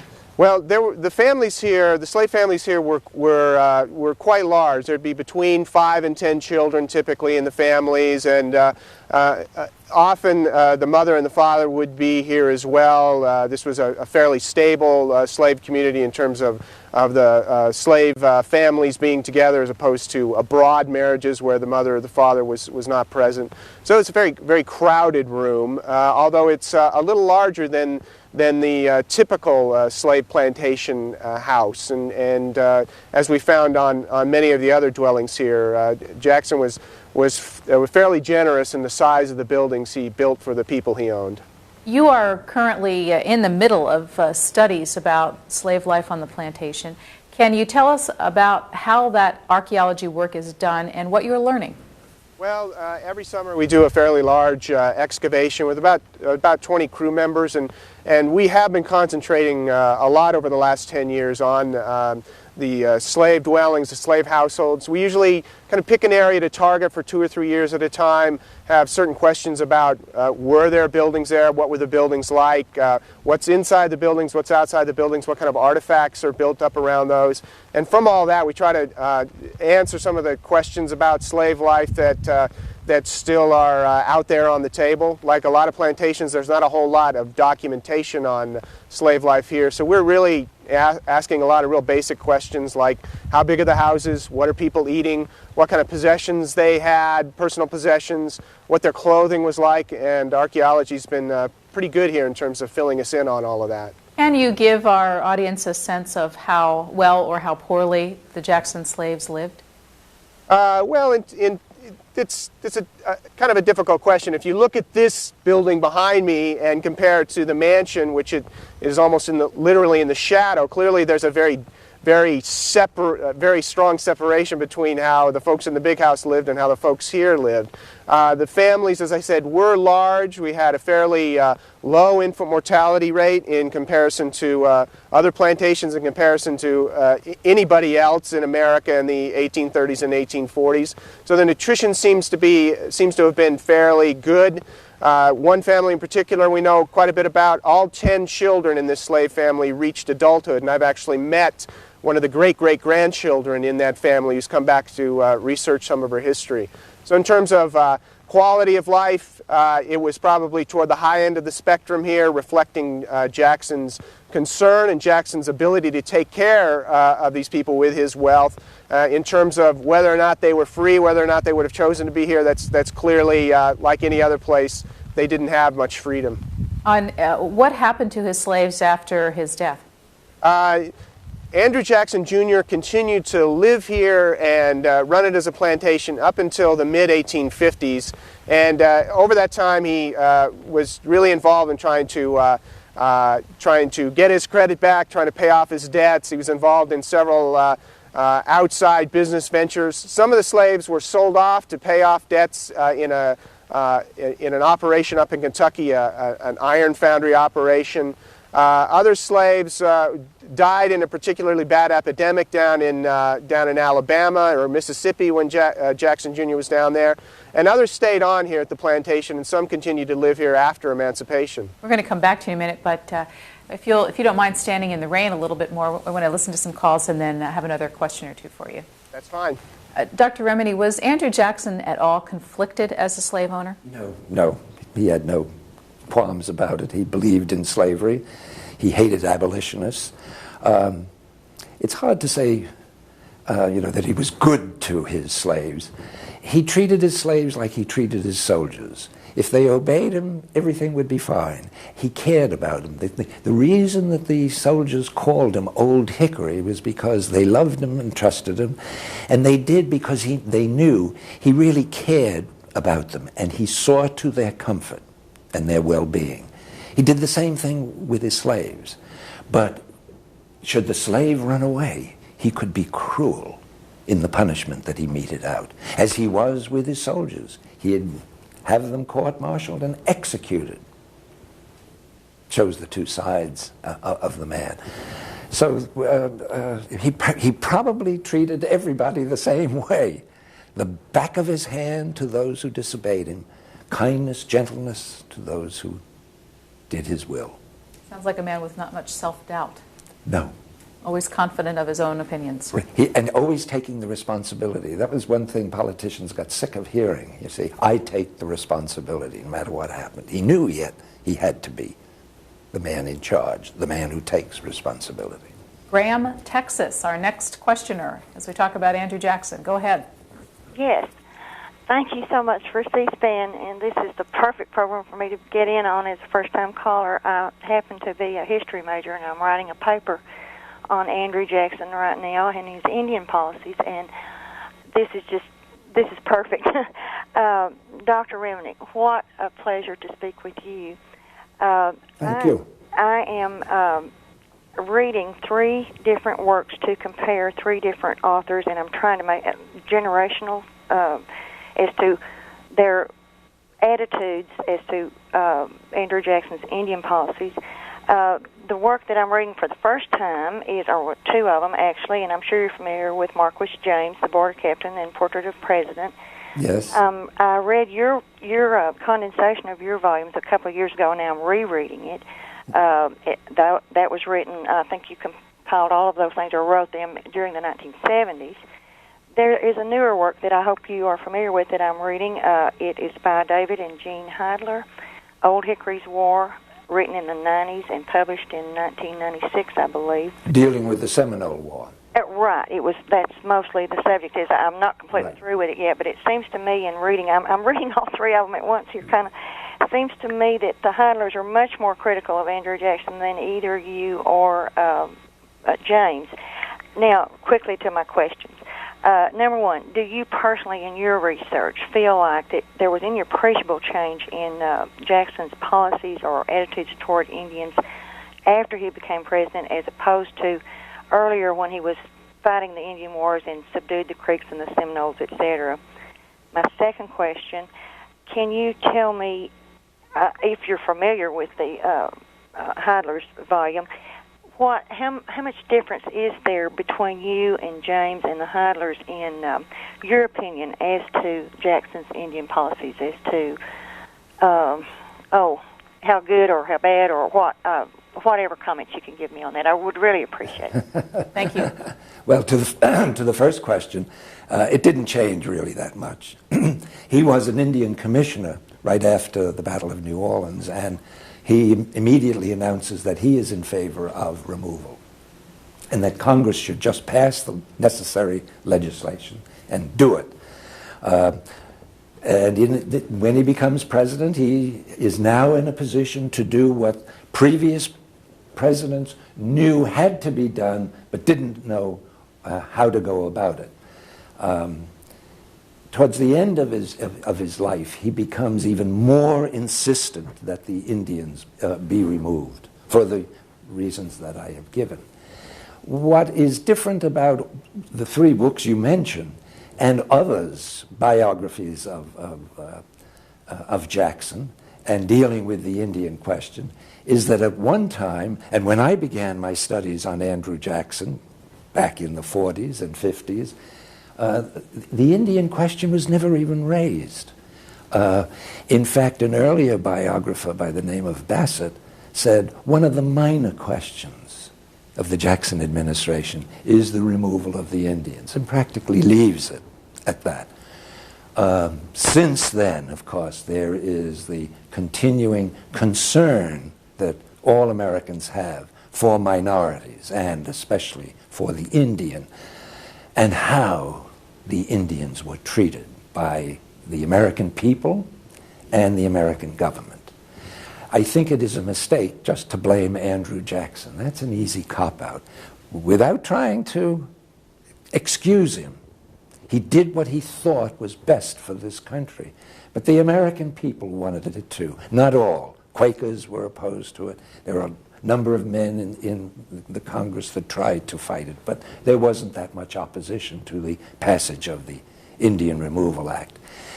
And some people take a rather extreme view and feel that the Indians have been so butchered and tortured and deceived over so many years that they light on Andrew Jackson, and their interpretation, which is fair enough, is much more critical than mine. I'm not, although I am, defending him so much.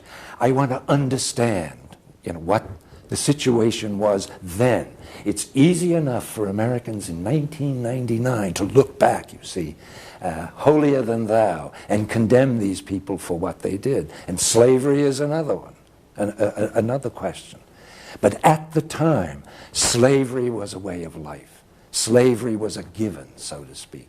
The Indians were a problem that had threatened this country, and they felt that they had to be removed, and so they were. From policy to personal life, once again, with Dr. Larry McKee, who's outside, a chief archaeologist here at the Hermitage. And I wanted to ask you, today, if you stand where you are and look at the big house not very far away, it's a beautifully landscaped lawn with paths for the visitors. What was it like when this plantation was at its height? Well, right where I'm standing now would have been pretty much the center of plantation operations. Again, we had somewhere around 1,000, 1,200 acres at different times when the Jacksons lived here. But for one thing, there would not have been a single tree except for right near the house at the time that this was a working farm. Of course, it was all kept open for cropland, and it was also the wood would have been, the trees would have been brought down for building and also for firewood. So this was a very different looking landscape than you see now, this beautiful mansion in the middle of a park. And in some ways it gives our visitors kind of a skewed idea of what the Hermitage as a plantation would have looked like. But then again, it is a very pleasant place to walk, especially with the shade during June and July. There probably wouldn't have been a blade of grass anywhere on this side of the mansion. We would have had not just the two families living in the house behind me, but another 4 or 5 slave families living right here, literally within shouting distance of the mansion, all in service there, working at the barn that's only a few hundred feet away with all the horses. We've got the large smokehouse back here. This is probably the spot where 200 hogs every November and December would have been slaughtered, right here within hearing and within smell of the mansion as well. It's a big farming operation, a lot of people to feed, a lot of cotton to raise, a lot of money that Jackson is trying to pull out as his main source of income for 20 or 30 years off this property. What was the crop here?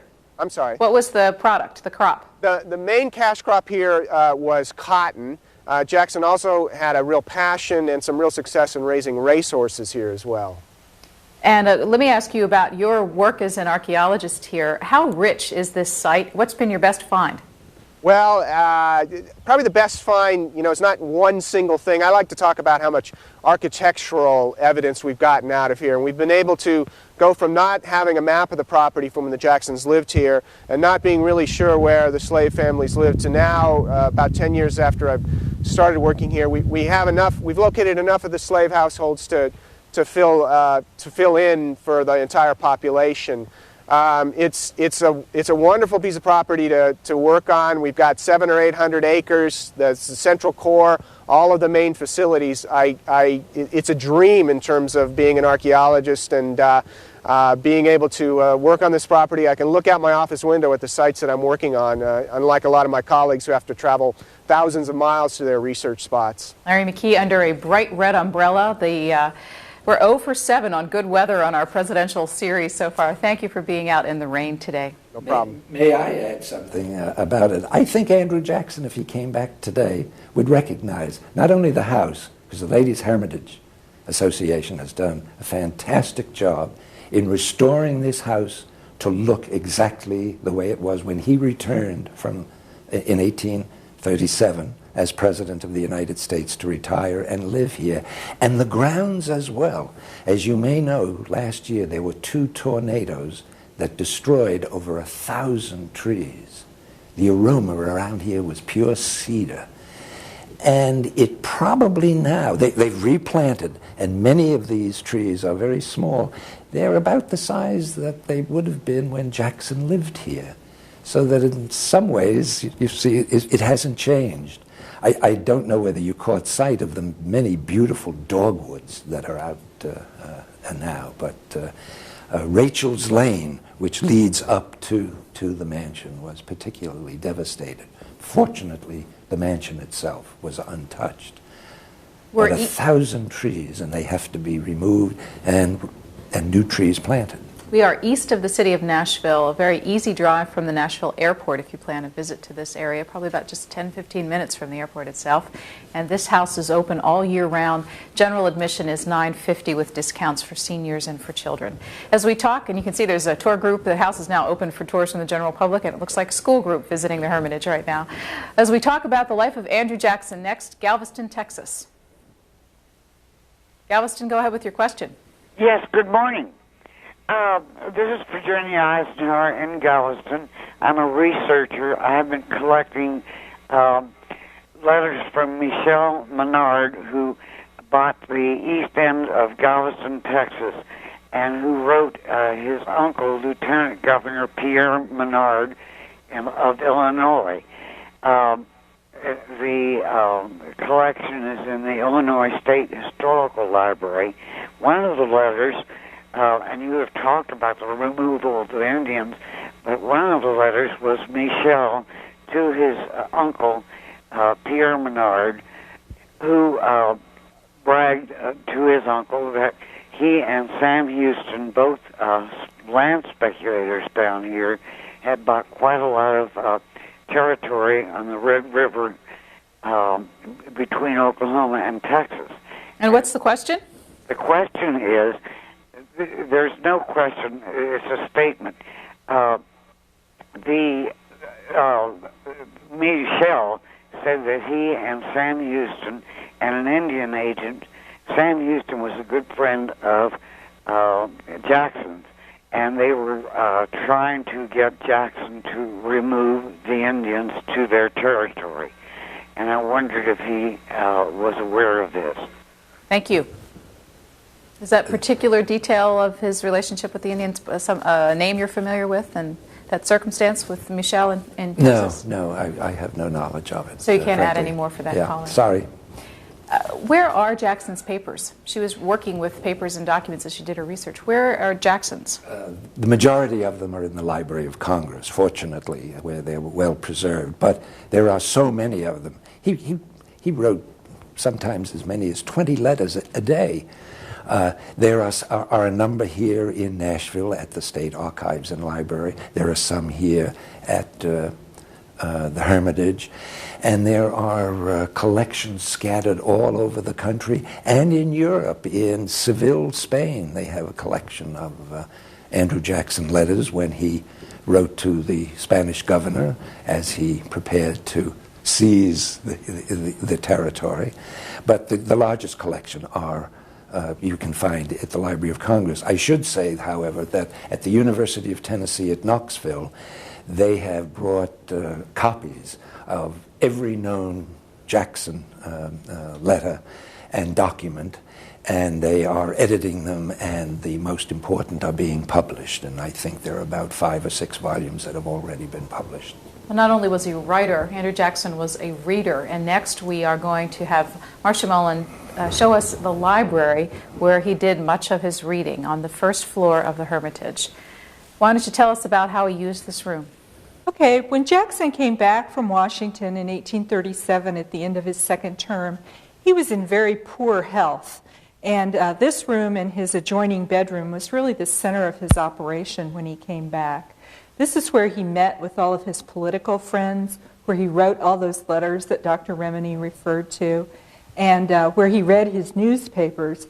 He was a big reader. As you can see, we have over 700 volumes of the family books, but Jackson also subscribed to about 15 newspapers, and one visitor said that it looked like the table was buried under a bushel of newspapers. We wish we had a few more in here now to give that effect. But he kept all those newspapers and made notes on the margins and referred to them when he had things to write to people or when people came to visit him. So they were kind of his reference books. The family library consists of Jackson's law books, a lot of books that were presented to Jackson when he was president by various authors. And then there are a lot of works of fiction and farm management, household things like cookbooks and child care. So it's an interesting variety of books. How long would it have taken to get papers from as far away as Connecticut for Andrew Jackson to read, Dr. Depends Remini? on the time. It could take 3 weeks. You would, when the railroads come, of course, you could speed it up. But from here to Washington, for example, you would usually float down the Cumberland River to the Ohio River, and then float up to Wheeling, and then take a stage from there. Later they had a railroad, and I think towards the end of his career he could get to Washington within 2 weeks, which wasn't bad. Marcia Mullen, you mentioned how ill his health was. What, at his weakest, at his 6'1" frame, how thin was he? Do we know? I'm not sure, but he probably weighed between 130 and 140 pounds, Correct. which is pretty thin. For 6'1", it certainly is. You have framed on the walls there several of his speeches before joint sessions of Congress. These are printed copies of his proclamations, his inaugural addresses, and they were printed on silk and then presented to him as mementos of the occasion. Actually, the president at that time didn't go to Congress to deliver his State of the Union message or his inaugural address. He would just send it in a printed form. I don't know, maybe Dr. Remini knows when they actually began to go and make the speeches themselves. Woodrow Wilson revived the practice. George Washington started, and Thomas Jefferson stopped it, and it remained stopped until Woodrow Wilson revived it. And for understanding what life might have been like, today the Hermitage, of course, is electrified, but how was the lighting at the time? Well, this was kind of a transition time in lighting. There were candles, of course, which had been around for a long time, and then a lot of different forms of lamps were being invented, all of which used different fuels that were becoming available, different burner schemes. One of the big problems with lamps is that the font that held the oil cast a shadow because it was usually below the burner, and so they would invent different ways to arrange the burner. This one on the table, for instance, the oil container is a ring, a tube of oil around the edge, so that the light would go down in the middle and not cast as much of a shadow on the table or on the thing that you were reading. And on the mantelpiece, we have what are called argand lamps, which had an entirely different kind of burning mechanism and burned a different kind of fuel. So it was kind of a transition time. I liken it to the difference between beta format and VHS, and now we're getting into the CDs and those kinds of things. So it was a real transition in lighting. Louisville, Kentucky, our next question. You're on the air. Good morning. I grew up in the Louisiana-Mississippi border area in between Bogalusa and Columbia. And there's a home there that was formerly owned by a family called the Fords, John Ford. And on Andrew Jackson's trip to New Orleans, on the way down, he had some Indian scouts with him, and he stopped and stayed at this John Ford home, and he brought his own bed. And when I was a kid, that bed was still upstairs. It was a massive four-poster bed. It was elongated. It was longer than a regular bed. And when I was a kid, that four-poster bed was still in that John Ford home on the farm down there below Sandy Hook, Mississippi. And I just wondered, and also they had some Indian scouts, and they housed those Indian scouts and protected them from the other Indians who were out to do them in for doing some of Jackson's scouting work against the Indians and against the British. And also, when I was a kid, they'd all gather at my grandfather's place. They'd bring their fiddles and guitars and everything, and they would play an early American fiddle tune titled The 8th of January. And I just wondered if that had anything to do with the anniversary of the Battle of New Orleans, if you had any knowledge of it. But now, whether that bed is still there, the home is still standing, I think, but I don't know whether the bed is still there or not. But Andrew Jackson's bed that he traveled with was left there in that home when he continued on his journey to New Orleans. Louisville, thank you. Many people having little personal bits of history with Andrew Jackson. I have no knowledge of it, but I'm sure it would it be common in the time for wealthy businessmen to take their own with bed? them? I don't know. I suppose floating down the river it's a lot easier than trying to take it on a stagecoach. Could you presume that the fiddle tune, the 8th of January, was about the Battle of New Orleans? Yeah, of course, of course. We want to take a call from California. Then we should spend some time on his years in the White House. We've got lots to talk about, and we haven't done that yet. Woodacre, California. Go ahead, please. Yes, thank you for this excellent series. I try not to miss it anytime. When I was at the Hermitage some years ago, taking a tour, one of the docents indicated that General Jackson's man hand servant, I guess he called him, was buried next to him. And I thought that was an interesting thing and quite an honor for any man, black or white. Can he tell me anything about that? Go ahead. Marcia, can you tell us about this? Yes. Alfred Jackson, who was a slave here at the Hermitage, continued to live here after emancipation and worked for Andrew Jackson Jr. and his wife Sarah, and then after Jr. died, Sarah and her son. And in fact, when the Ladies Hermitage Association took over the property in 1889, Alfred Jackson was sort of the first tour guide, and he requested to be buried in the garden next to Jackson's tomb. And the Ladies Hermitage Association honored that request. And so he is buried right next to Jackson's tomb. On the other side of Jackson's tomb are a number of the other family members, Andrew Jackson Jr., his wife, their children and grandchildren. As this series has progressed, we're in week 7 now. We've gotten a number of calls and requests about whether or not there are any products available that you can have as mementos yourself. And in fact, as the year progresses, we will have more. One of the things we're working on is a tour book of all the presidential graveyards. So if you'd like to see where their final resting places are, you can have this book in a few months and follow along. Right now, we have our very first product, which is a C-SPAN T-shirt, and on the back of it, an American flag with the signatures of all the presidents, including our man today, Andrew Jackson. That's what it looks like. And if you are interested, the number to call for this is 1-800-C-SPAN-98. 1-800-C-SPAN-98.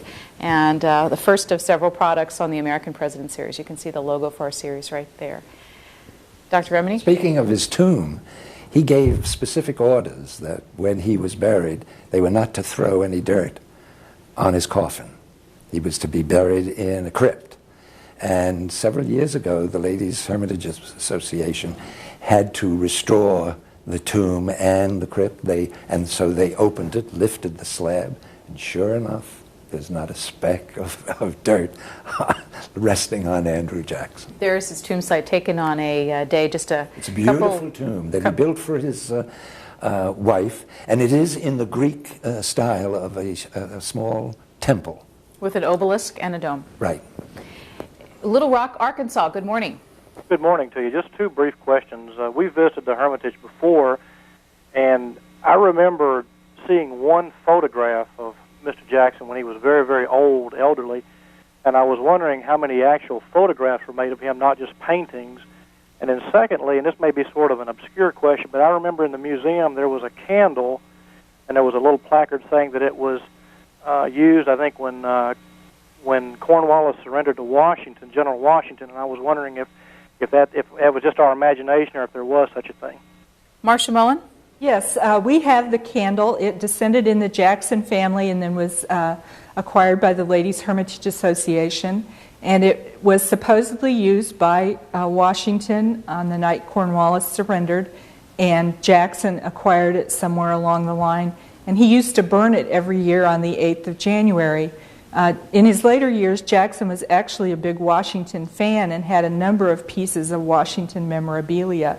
He had a spyglass. He had been given pistols that were given originally to Washington by General Lafayette, and he had some portraits of Washington in the house. First question, Dr. Remini, was on photos. Yes, there are daguerreotypes. It was introduced in this country about 1839, the earliest. But the ones we have of Jackson are not terribly good likenesses because the poor man was dying. He had an edema. He was bloated. He was in constant pain. And it all registers on his face. But, yeah, we do have such. There aren't many. 2 terms as president. Yes. Let's spend some time over the next 15, 20 minutes specifically dealing with that time in his life. Again, his presidency began in what year? Well, he was elected in 1828, and his term began on March the 4th, as they always did in those days, 1829, and he left office in March of 1837, after 2 terms, 8 years. Who served as his vice presidents? His first vice president was John C. Calhoun, and his second was Martin Van Buren, who succeeded him. How aligned was he politically and personally with these 2 men?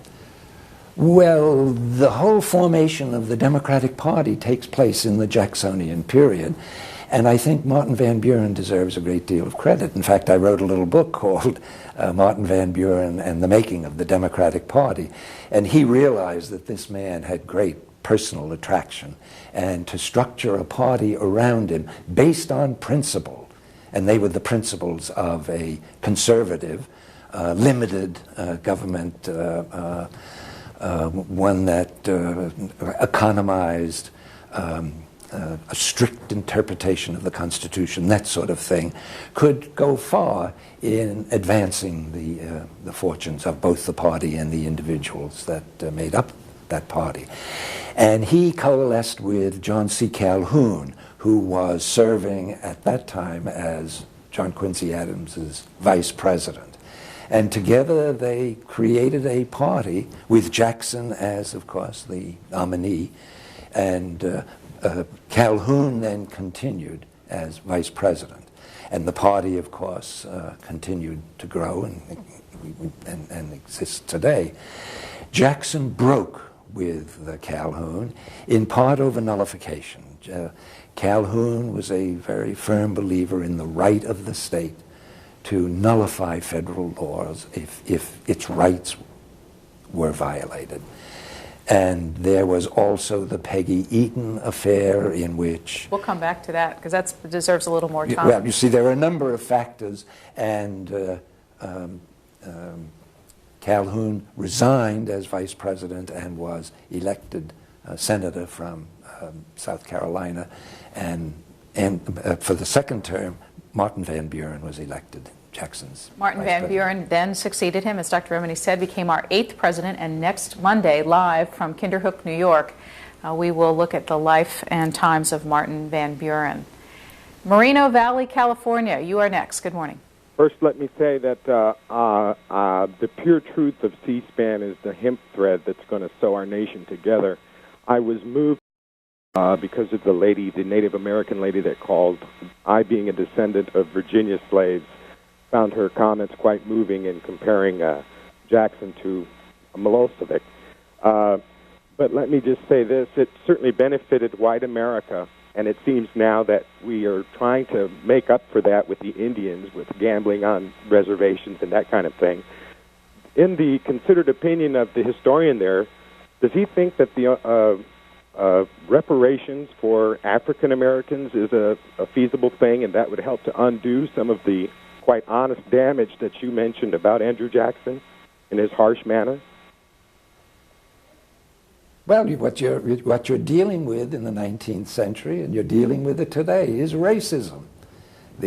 It's a white culture that felt that this was superior to all others, and all others had to be like us.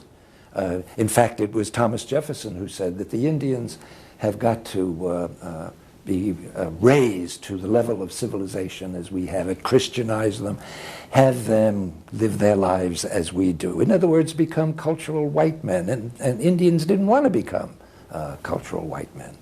And that, of course, created the problem. But the racism continues today, and African Americans feel that they have been so mistreated through the years that they too deserve some kind of recognition for the suffering that they endured and what they contributed to this country. This house was built probably by more slaves than we know. The craftsmanship that went into it was done by slaves. And I've seen some of it when they were tearing out walls to add air conditioning and such. And you could see the workmanship of the lumber, of the various walls and structure of the house. And it was extraordinary how perfect it was. And so they helped to build this country. And of course, they are treated today in ways where we can and do feel guilty. And it's the same way in accusing Jackson and his period of mistreating the Indians. Think of the mistreatment that goes on today towards certain minorities and what needs to be done to end it. I'm not sure I'm answering the question, but it's an old problem that this country has faced since its origins. About 30 minutes left to go in this program, and throughout the week we will have other discussions and sites connected with Andrew Jackson in our attempt to understand more about him and his leadership qualities and his achievements as president and what made the man.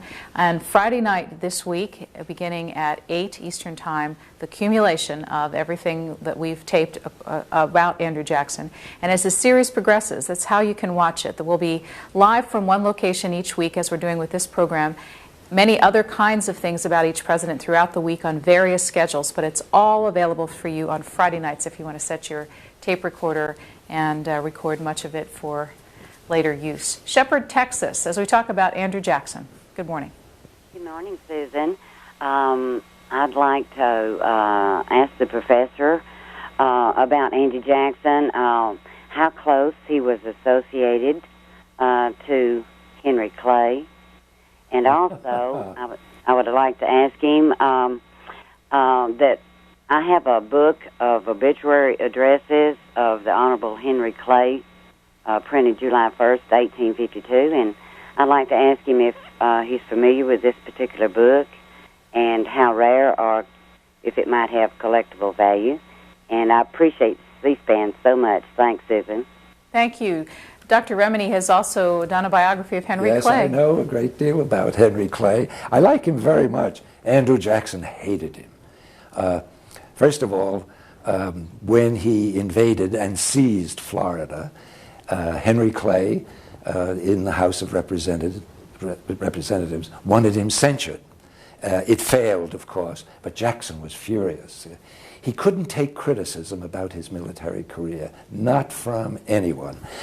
And then, of course, when Clay threw his support to John Quincy Adams and then accepted the office of Secretary of State in helping John Quincy Adams elected President of the United States, Jackson was convinced that it was a corrupt bargain in which Clay gave his support in return for the office. Then in the election of 1828, when all of the scandal came out about his marriage, Jackson blamed Clay as the person most responsible who could have stopped it. Not that Clay initiated it, although he felt he did have a hand in it. And he said that Henry Clay was a man who had disgraced the image of his God. And what is interesting, I think, when he was dying, Andrew Jackson was dying, somebody asked him if there were two things, if there was anything he had left undone, and he said there were two things. One was he didn't shoot Henry Clay and he didn't hang John C. Calhoun. I don't think it's true, but it's a good story. Carmel, California. Good morning. I want to thank you for one of the truly class acts on TV. And I want to make an observation. I think that what's missed about our Constitution and its greatness is that it's a profoundly stable document simply because of the compromises that the Founding Fathers had to enter into, which said, in effect, that we need a stable government ruled by the middle of the road in which the extremes can participate but never control. And that what we miss, I think, all the time, and I think we've missed it recently in our two impeachment crises, is that perhaps, in a very real sense, President Nixon and President Clinton are great contributors to the Constitution, because when the government is divided, they seek to rule by consensus and cooperation, and thereby preempt the other party's program and anger the other party substantially. But for me, Jackson has always been pivotal in one sense, because what he addressed during, or what came up during his presidency, are for me the two most important things. And I'd like to hear the professor's comment on this. One, of course, is to what real extent can the electorate influence the economy of the country so that the greatest public need is met? And that, for me, was the significant thing, was the tariff debates. In other words, will external capital and internal capital cooperate and set aside the true needs of the nation? The second thing was, how much can the electorate really influence? And this is a key problem. These two problems will go on throughout our history. The key problem here seems to be that when you have a permanent bureaucracy, as the English do, how much can the electorate really influence a change in government policies? And I think what I haven't heard today is anything on to the victor go the spoils. Now, obviously, you can't entirely dismantle the government bureaucracy every time you get a change in president. But nevertheless, can the public really influence significant changes if there is, in fact, a permanent government, like our State Department for years was not responsive to what the presidents of the people wanted? Thank you. Well, Jackson really believed that every officer of the government should be elected. They should all come before the American people periodically. Even the judges of the Supreme Court, because they can hand down decisions. 5 persons today can hand down a decision as to how and what 200 million people can or cannot do under their Constitution. For Andrew Jackson, that was totally unacceptable. That's not democracy, that's oligarchy in any event. He did believe in rotation, and the whole government should be rotated with each president coming in. He oughtn't to have to serve with men and women who have been appointed by his predecessor, who presumably was of the opposite party, let's say. The spoils matter, of course, was brought up because he did practice what he called rotation, and that was to remove those people who he regarded as the appointees of a corrupt previous administration. And they said, well, you know, the answer to that is, to the victor belong the spoils. One of Martin Van Buren's henchmen, William L. Marcy, said that in the Senate. But for Andrew Jackson, it was much more important. He really believed in a democratic system in which the people really do have a voice. And if that doesn't work, nothing else will. As to influencing the economy, you know, that's a moot question. Alan Greenspan can do it probably a lot better than any president or Congress can do. But I'm in an area where I don't know that much, and we are very fortunate today to be living in a period of high prosperity. And fortunately for Jackson, his 2 terms in office saw a great deal of economic activity and boom. As we continue our tour of the May House. I add one thing before I forget? He is the only president who paid the national debt. We didn't owe a dime to anyone in 1835. And that was one of his objectives. Do you know the size of the budget? At the time? There was no budget. They did not have a budget. But the size of the debt at that time was about $60 million, which was a great deal of money. You can't buy an airplane to one of the big ones for that money, I don't think, today. But it took years, and he vetoed a lot of bills so that the money would be saved to pay it off. What is it now? $5 trillion. Time to return to the tour of the Heritage. And Marcia Mullen is the curator, and she is going to move from the study where we were just a few minutes ago to the Jackson bedroom. Why don't you take us on tour, Marcia Mullen?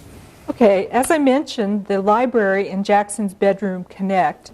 And that was important because, as Dr. Remini said, in his retirement years, Jackson was in very, very poor health. His bedroom was here on the first floor overlooking the front yard of the house. And we have hanging in his bedroom a portrait that wouldn't have been here in his lifetime because it was the last portrait ever painted of him and was not actually finished until he died. Louis Philippe, who was the King of France, commissioned an artist to come to the Hermitage and paint a portrait of Jackson for his gallery at Versailles. And when the artist came at the end of May in 1848, Jackson was near death, and he actually refused at first to sit for the artist and was persuaded by his daughter-in-law to go ahead and do it. And as you could see in the shot of the portrait, Jackson was in very poor health. He looks like he was in pain. He was had a lot of swelling. His body was very full of various fluids, and the artist, I think, captures that, especially in the eyes. What else is significant in the room? Over the mantelpiece is a portrait of his wife, Rachel Jackson, that was painted by his friend Ralph E.W. Earl. And Jackson asked that this portrait be hung where he could see it the first thing in the morning and the last thing at night. Excuse me. And it's interesting, when we did the conservation work in this room, we had, of course, believed that story, but there was a second layer of wallpaper in this room. And when we did the conservation work and removed the second layer of wallpaper to reveal this wallpaper, we could see the smoke line where the portrait had hung, and the smoke from the fireplace had stained the wallpaper around the portrait. So that was very special to us. We could see where Rachel really hung there for him to see. Dr. Remini, we talked about the great love between Andrew Jackson and Rachel and the great controversy about the circumstances of their marriage. When Andrew Jackson came to the White House, another woman and controversy dogged him, and that's Peggy Eaton, the petticoat affair. Yes, what was it? Well, she was the wife of his good friend, the Secretary of War, John H. Eaton. She had a rather shady past. She had been married once before as well. And the ladies of Washington society, presumably led by Floride Calhoun, the wife of John C. Calhoun. Whether that's true or not is inconsequential, except, of course, that it didn't help the relationship between Calhoun and Jackson. And these women would refuse to receive her or invite her to their parties, their dinners. And Jackson immediately saw in Peggy what had happened to his wife. And he defended her. He called a cabinet meeting, insisted that the members of the cabinet treat her as they would any other wife of a cabinet officer. And what resulted ultimately was the collapse of the cabinet. They all resigned but one, forced out. When he first really big, important constitutional crisis over a woman and her reputation. It was a good opportunity for Jackson, however, to reconstitute his cabinet and flush out all the supporters of Calhoun and load them, of course, with the friends of Martin Van Buren, who treated Mrs. Eaton very well. Rogersville, Tennessee, you're on the air. Yeah, I know that Andrew Jackson served, I think, 2 terms as Grand Master of Freemasons in Tennessee. And as a matter of fact, a lodge near here had his had the charter he signed for that lodge on the wall till within 5 or 6 years ago. I think they finally put it in a secure place. But how did Jackson's membership in the Masons affect his career, in that during his tenure in office, anti-Masonry was sort of at its height? And how did his membership maybe add fuel to the fire of the anti-Masons? Well, in the election of 1832, it was a very important issue. And for the first time, a third party was introduced into American politics, the Anti-Masonic Party. And they ran William Wirt because Andrew Jackson they called a Grand King of the Masonic Order. And his principal opponent was Henry Clay. And Henry Clay, too, was a member of the Masons. And Clay's friends asked him to resign from the Masonic Order, but he refused to do it. And as a result, Jackson was re-elected rather handily, but Wirt only won, I think, 1 state, Vermont. But it is significant in that it is the first third party, and it's the first party to hold a national nominating convention for the president. Jackson was one of 15 presidents who were Masons. Well, we're talking about his tenure in office. I wanted to show you a list of his appointments to the Supreme Court. And as we put that on the screen, Dr. Remini, can you talk a bit about what he looked for in Supreme Court appointees? Well, he tended to reward friends. John McLean was scheduled for a cabinet position, but at the last minute decided he wanted to go on the court. So he was in John Quincy Adams's administration, but he was supporting Andrew Jackson. And as a kind of reward, he was put on the court. Roger Taney was an important appointment because he was instrumental in a very important decision later on. Can you talk about that? Well, with Taney, of course, he held many positions, both as Attorney General and then as Secretary of the Treasury. And one issue that we haven't mentioned, and before this hour ends, ought to be brought up, and that is his famous bank war. He destroyed the second bank of the United States. It was Who did? Andrew Jackson, sorry. It was a good central bank, but it was involved in politics. It used its money, it used its influence for its own particular ends. And one of the things that Andrew Jackson stood for, and what in my mind makes him a great president, is that he was determined to prove that people of influence were not to have control of the government, because they're usually trying to achieve their own selfish purposes. Government is there to be an honest broker between all classes and types and nationalities and what have you. Ethnic backgrounds is what I'm trying to say. And in that sense, he is a man who is looked upon as a real spokesman for the American people. We know, even today, that money is used in order to influence votes and legislation.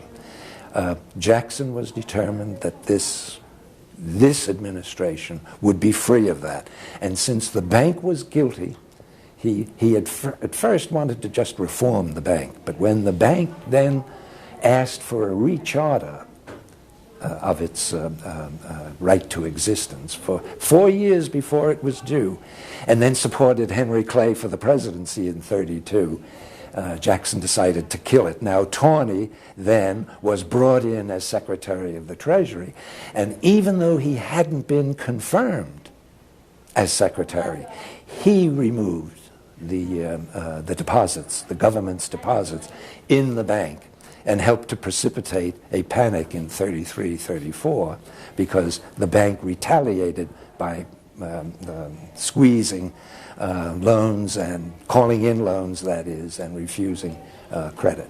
About 12 minutes left to go in our 2 hours live from the Hermitage. One of the things we've been trying to do for each one of these is to introduce you to any or some of the living descendants, if there are some, of the presidents. And next you're going to meet someone who is referred to colloquially and affectionately here as AJ6, Andrew Jackson VI, who is joining us live from outside the Hermitage this morning. Good morning, Mr. Jackson. Good morning. Would you tell us your view of your very famous ancestor? Well, of course, I'm very pleased that he is my ancestor. I believe he had a very exciting life. If I had to pick an ancestor to have that was president, I believe he has one of the most interesting lives of any president, involved in a number of duels and fights and things of that nature. Plus, of course, that he, I believe, was the first president to really show that the democracy did work in this country. He showed that a common person could rise above poor beginnings, as of course he was born in a log cabin, and become president of the United States. And I think that's, I'm very proud of that. Where is your home today? I live in Knoxville, Tennessee. And what do you do for a living? I'm an assistant district attorney general for Knox County. You've continued the family tradition of public life. Yes, ma'am. What reaction do you get, and you must have it happen all the time, when you introduce yourself? Well, some people make a comment on it. A number of people ask me, say they thought I was dead. I've heard that a number of times. And I think my wife gets about as many comments as me. Her first name's Janet. So we have Janet Jackson and Andrew Jackson. Very different kinds of comments for Janet, I'm sure. Yes. But can you explain, for people who didn't hear earlier on, Andrew Jackson and Rachel had no sons of their own. So what is your lineage exactly? That's correct. They were unable to have children, so they adopted one of Rachel's nephews, named him Andrew Jackson Jr., and I'm descended from him. So actually, I suppose I'm a Donaldson by blood rather than a Jackson. How much studying have you done of his life? I've read, I think, almost all of Professor Remini's books, which is, I think, makes me pretty knowledgeable. And I've read other biographies too, but I've read quite a bit about him. Do you have any children? I have two. I have two daughters, Rachel and Rebecca. So the Andrew Jackson name ends at this point? I'm afraid it's going to end, yes. And what's your sense of that, the end of this lineage? Well, I wish it could have kept on, but I'm very happy with my two daughters also. I'm sure they're glad to hear that. How much time do you spend here at the Hermitage? We come down maybe 4 or 5 times a year. I was just down this past Saturday for a tree planting ceremony where they're starting to replace the trees that were torn down by last year's tornado, and maybe 3 or 4 other times a year for different events they may have down here. Andrew Jackson VI, do you have a very favorite story about President Andrew Jackson?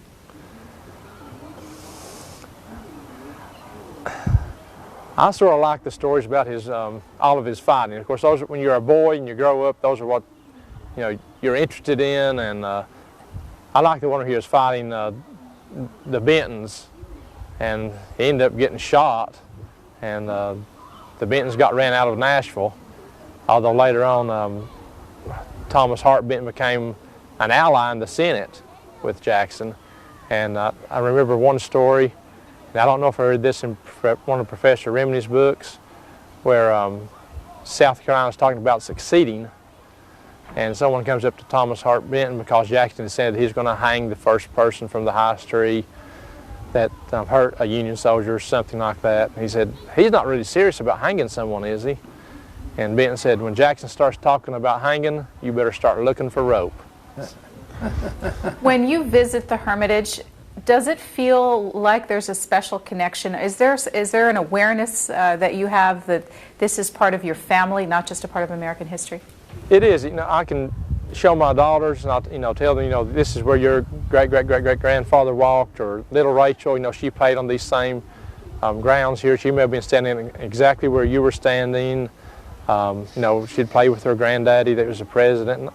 It does give a sense of belonging. This is where our family's rooted, is in the Hermitage, and we love coming down here. How large is your? Do you have siblings?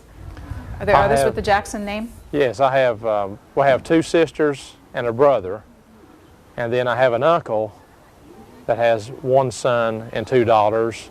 But none of us, none of the males have a male offspring.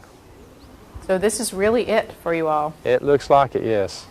Well, thank you very much. We're encouraging people to come visit the Hermitage. Do you have a favorite spot on this 700 acres campus that you would recommend that they see? Well, I think the gardens is probably my favorite spot, with the tomb and all the flowers that come out in the spring and the summer. I'd really recommend walking through the garden. It's beautiful. It's Rachel's garden. She designed it. Rachel designed the garden. Yeah. Andrew Jackson, the 6th of Knoxville, Tennessee. How far a drive is it from Knoxville for you? It's about 2.5 hours, if you obey the speed limit. Well, of course, in your position, I know you did. Yes, ma'am. Thank you very much. We have about 5 or 6 minutes left, and I asked if he had a favorite story, and you were about to jump out of your chair to tell your favorite story, Dr. Remini, so please do that. I'm afraid I do that too often. Oh, this is about him, when he died. And there were all the mourners, and one of them turned to one of the servants and said, "Well, do you think General Jackson has gone to heaven?" And the servant thought a minute and finally answered by saying, "If General Jackson wants to go to heaven, who's going to stop him?" Pollock Pines, California, for our discussion on Andrew Jackson. Hello? Go ahead, please.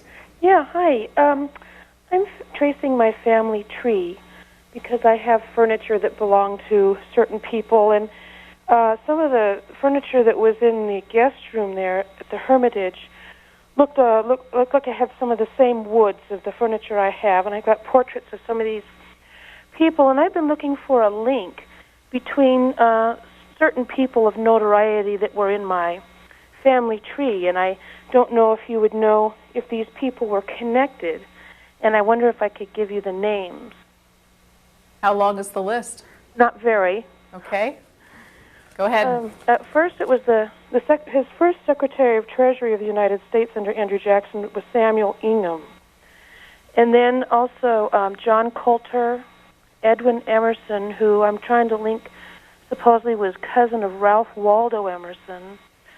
Brewer, Robert E. Lee, who I have a mirror from, and James Forbes, the painter, and also William III would have been his descendants through the Brewers in the United States.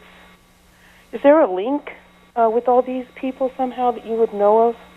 A link among them? Yeah. Thanks. Not to my knowledge. Thanks, Marcia. Marcia Molyneux, if people, we've gotten a number of calls of people wanting to know if they have furniture from the period or somehow to make connections. If you're just an everyday person out there not involved in the study of archaeology and history, how do you do research like this? Well, the lady who was just on the phone is kind of on the right track. The genealogy can sometimes lead you to stories about the pieces of furniture that you have. There are a number of fine books about antiques in different styles. And for instance, our furniture is almost all Philadelphia made. And you can tell from once you look at pictures in books and at actual pieces, the styles of different cities at that time and the techniques that they would have used, and be able to differentiate between them. She did mention Samuel Ingham, who was, Dr. Remini mentioned the Emily Donaldson and the Peggy Eaton story. Mrs. Ingham was a good friend of Emily Donaldson, and they got heavily involved in the whole Peggy Eaton affair because Mrs. Ingham and Peggy and Emily Donaldson really were on the opposite side of Andrew Jackson about Peggy Eaton. We are about to say goodbye to you. I want to thank you and all of the folks here at the Hermitage and the Ladies Hermitage Association for opening up the doors of the Hermitage to us. It's quite a production to bring all of our camera equipment in here, and you have all been very gracious. Thank you for letting us show this off to the American public. You're welcome. And again, the Hermitage has a website, www.thehermitage, all one word, .com or org. And you can go on a walking tour yourself, and of course we hope you'll come here to visit.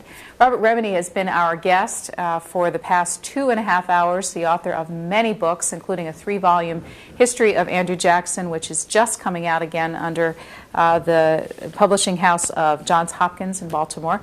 And there's a 1-volume work in paperback called The Life of Andrew Jackson. And let's bring us back full circle in just a couple seconds we have left. What's the important impression to take away of this man? His strength, his character as a leader. He was a man with a vision, a man who believed in this government, this system, and believed in the American people. He was a Democrat, both capital D and small d. That's it for our production from the Hermitage, just east of the city of Nashville, Tennessee. Mark Farkas, our executive producer for the series, also the producer for this particular installment on Andrew Jackson. And also thanks to our director, Bette Bretzel, and our technical director, Eric Hansen, and all of our C-SPAN staff, both here and in Washington, for putting this together. Thank you for being with us.